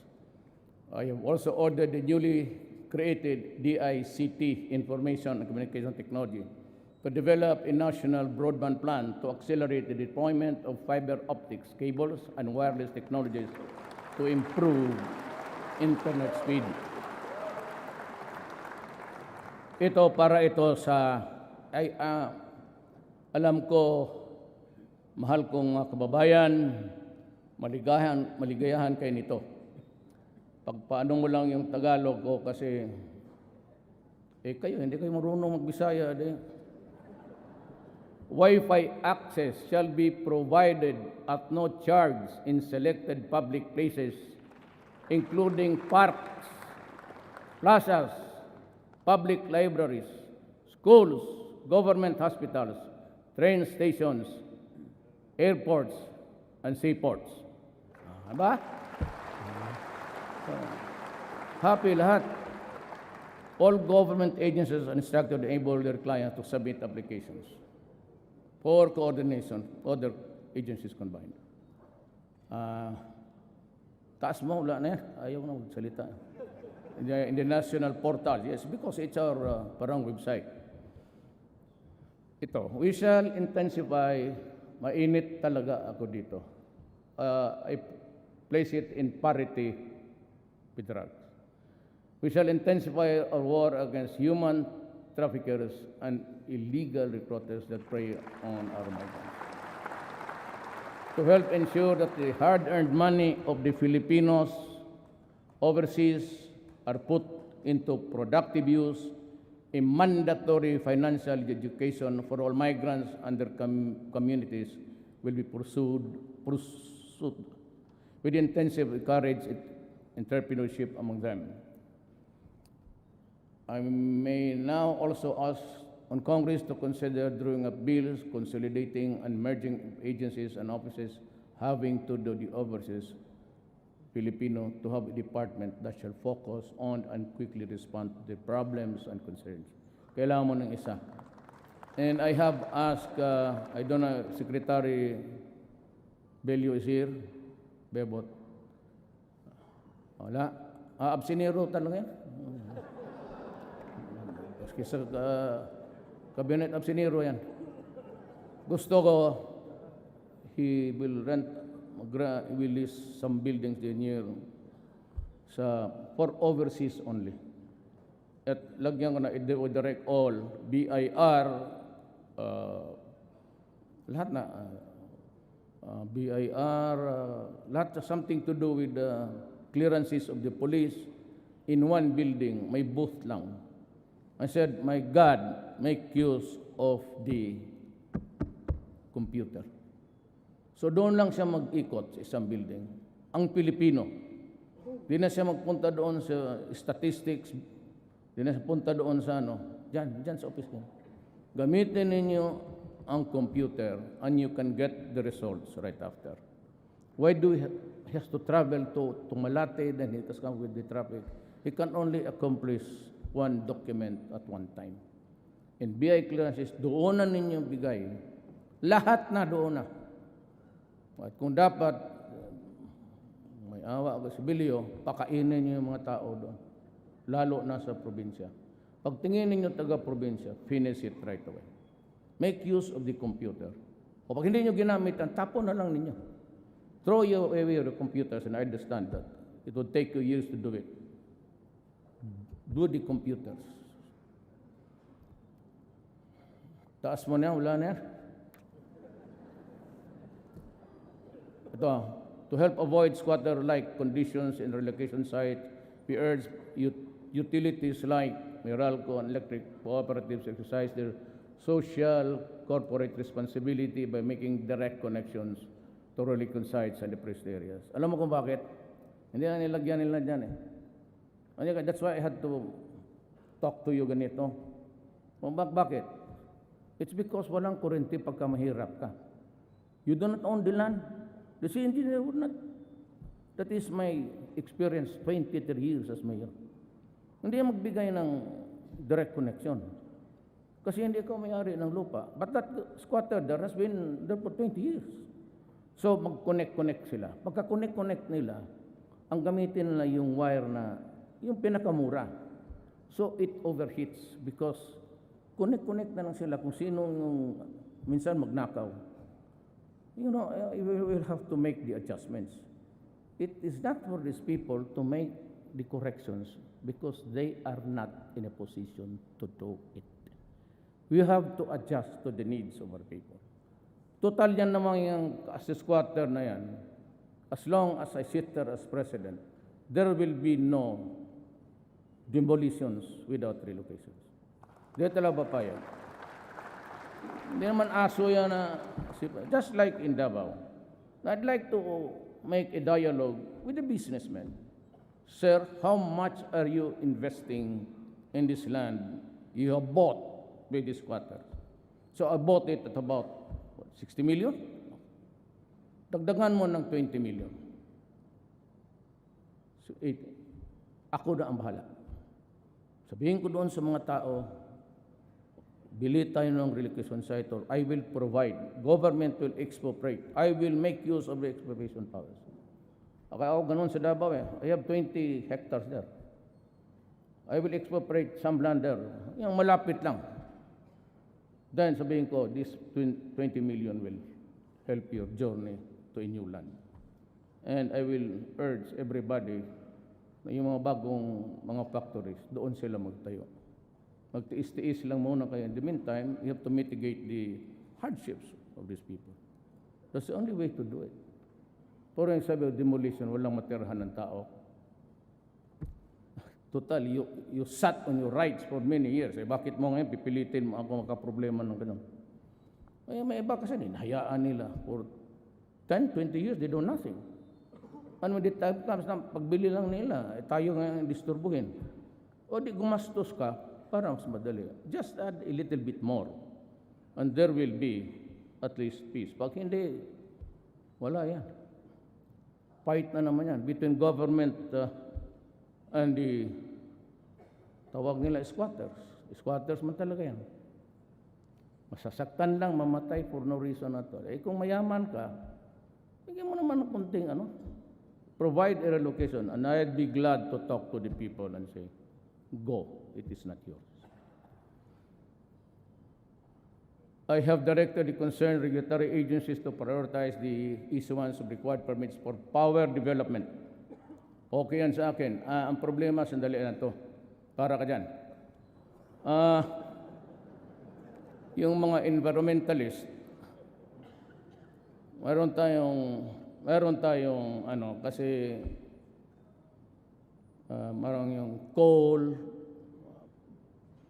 pati itong energy emissions. Wala man akong problema dyan. But do not tell me na if you, ambasador ka tapos sabihin mo sa akin na medyo hanggang lang dyan kayo kasi kami hanggang dyan dito lang kami.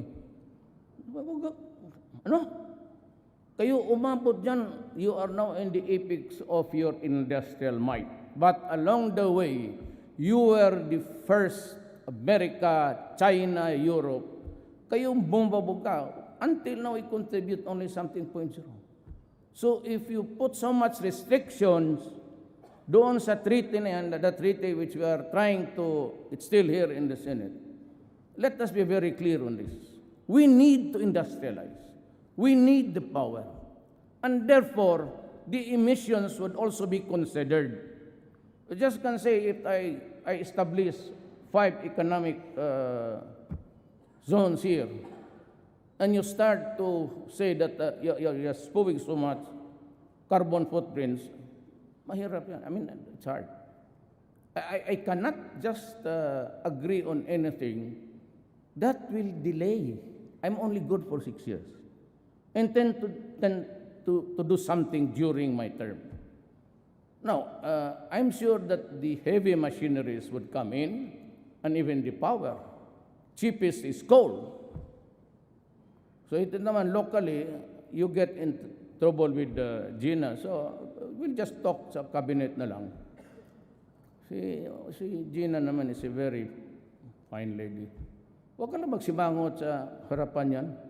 Bigyan ka niya permit, baski 5. Magsimangot ka 0. All that she is to do is just be gracious to her. That's all. It's a matter of talking and explaining to them.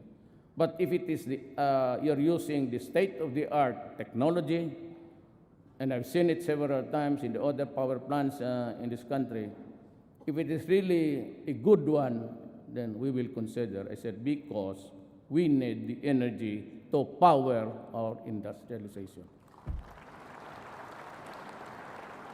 To strengthen delivery of social services, the government will intensify its protection programs so it can use its resources and expertise to make a dent in the country's poverty levels. What we want is genuinely to reduce the vulnerabilities of our people, build resiliency, and empower individuals and families and communities. The beneficiaries of Power Peace shall be made to become independent and self-reliant after they have graduated from the program. But as it is, we aim to present them with other forms of assistance so that they can stand on their own 2 feet. But now, I have decided to direct the DSWD to provide the rice subsidies to the poorest of the families, at least para makakain lang, every month. We are planning to increase spending on basic education and incorporate mandatory education about the evils of drugs. We will also intensify and expand alternative learning system programs. The government will also provide universal health insurance for all Filipinos. Benefits. Sali na lang natin sa PhilHealth. The professional competence and operational capabilities of government hospitals and health facilities will be strengthened. Consistent with our international obligations in keeping with national mandates, this administration vows to protect women's rights and human rights abuses against our women because it is unacceptable to bugbog ka ng babae. As I order all agencies and oversight bodies and local government units down to the barangay level to fully implement the Magna Carta for women, By doing so, we will ensure that man and woman will be partners in the pursuit of country's economic, social, and cultural and political developments. To our Lumad brothers, and they are here outside, maybe outside. Now, I mean, they're outside, I'm sure. I told the secretary just to let them come if they want. Kanila man to. To our brothers, I have this to say. The government has issued you the ancestral certificates, Tunay, title covering vast tracts of land, especially in the island of Mindanao. You have the Indigenous Peoples' Rights Act and the National Commission of Indigenous Peoples to protect you and to assist you. Government has given you the tool, the legal tool to improve yourself financially, economically, and socially. Make use of your ancestral domain. Do not let it remain idle. Well, the government is always ready to help you. You must first help yourself. We cannot legislate financial and economic progress for you. It is you and you alone who can do that. You can chart your fate, but do it within constitutional and legal means. After being devastated by natural and man-made calamities these past few years, we are still to recover emotionally from the loss of our loved ones and materially from the loss of our homes and our income sources. There are many among us whose emotional wounds are still fresh and painful to the touch. We cannot erase the images of death and destruction from our minds. We cannot wash away the stench of rotting flesh from our noses, and there are many of us who are still waiting for the help that was promised. The enormity of the problem of drug addiction has been made manifest by the number of surrenderies which grows by the hundred each day that passes. Since July 1, we have already made 3,600 related drug arrests. 120 drug dependents have already surrendered, and 70,000 of them are pushers. You think this is just a...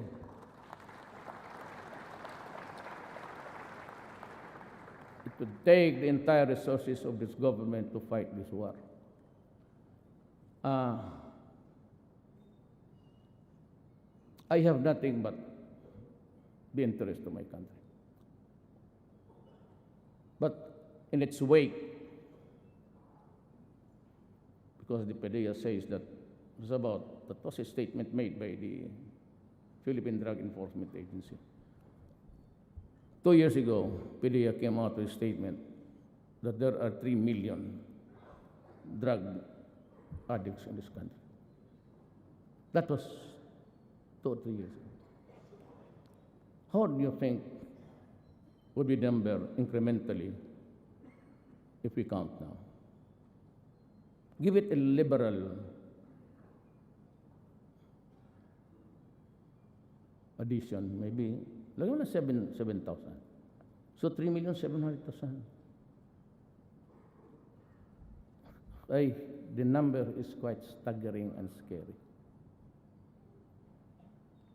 The drug lords that you desperately want to strangle are not here.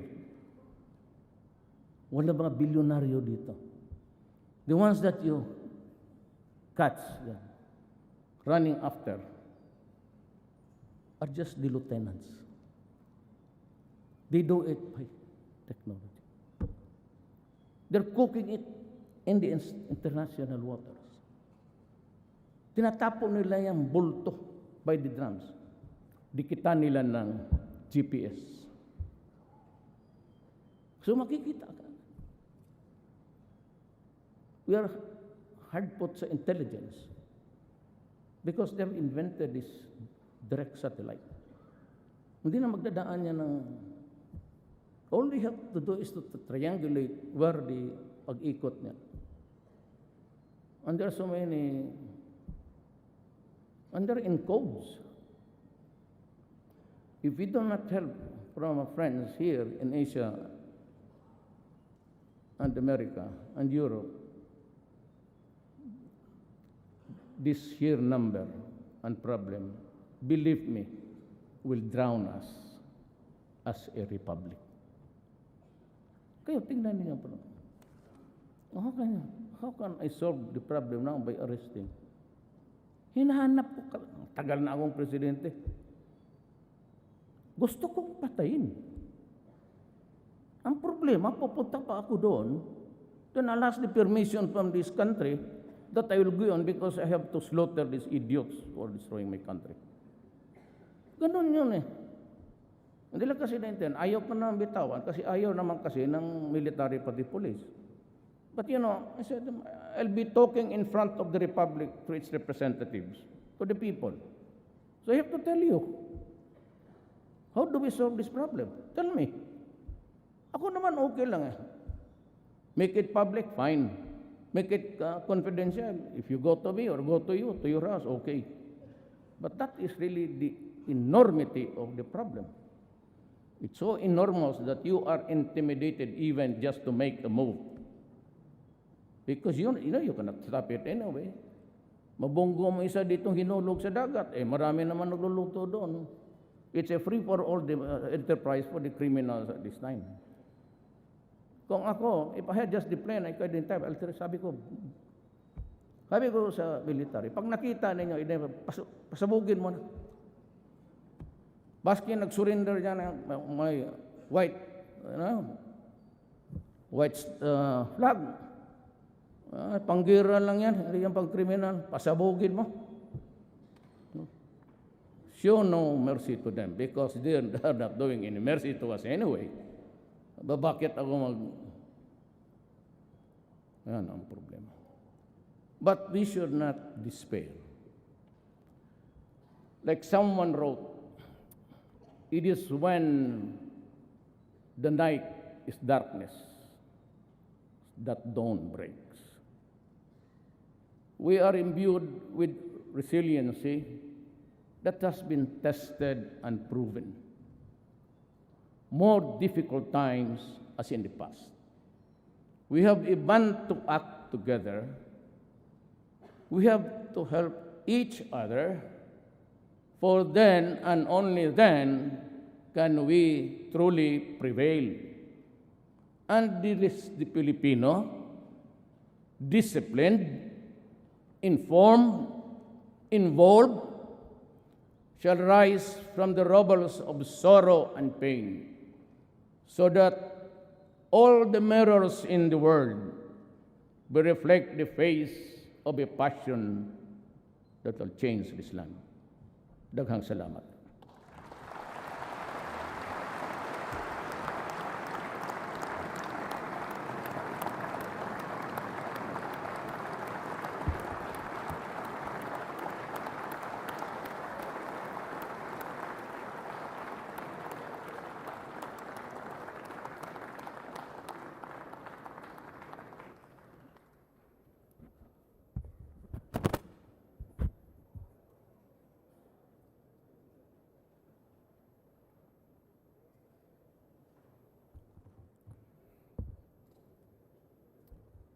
On the part of the Senate, the joint session is adjourned. On the part of the House of Representatives, the joint session is adjourned.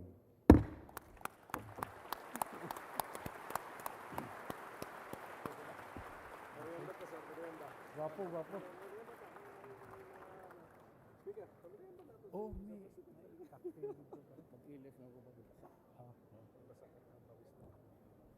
Thank you, sir. Sir, storya naman yan. Ito tayo, sir. Mr. President. Mr. President.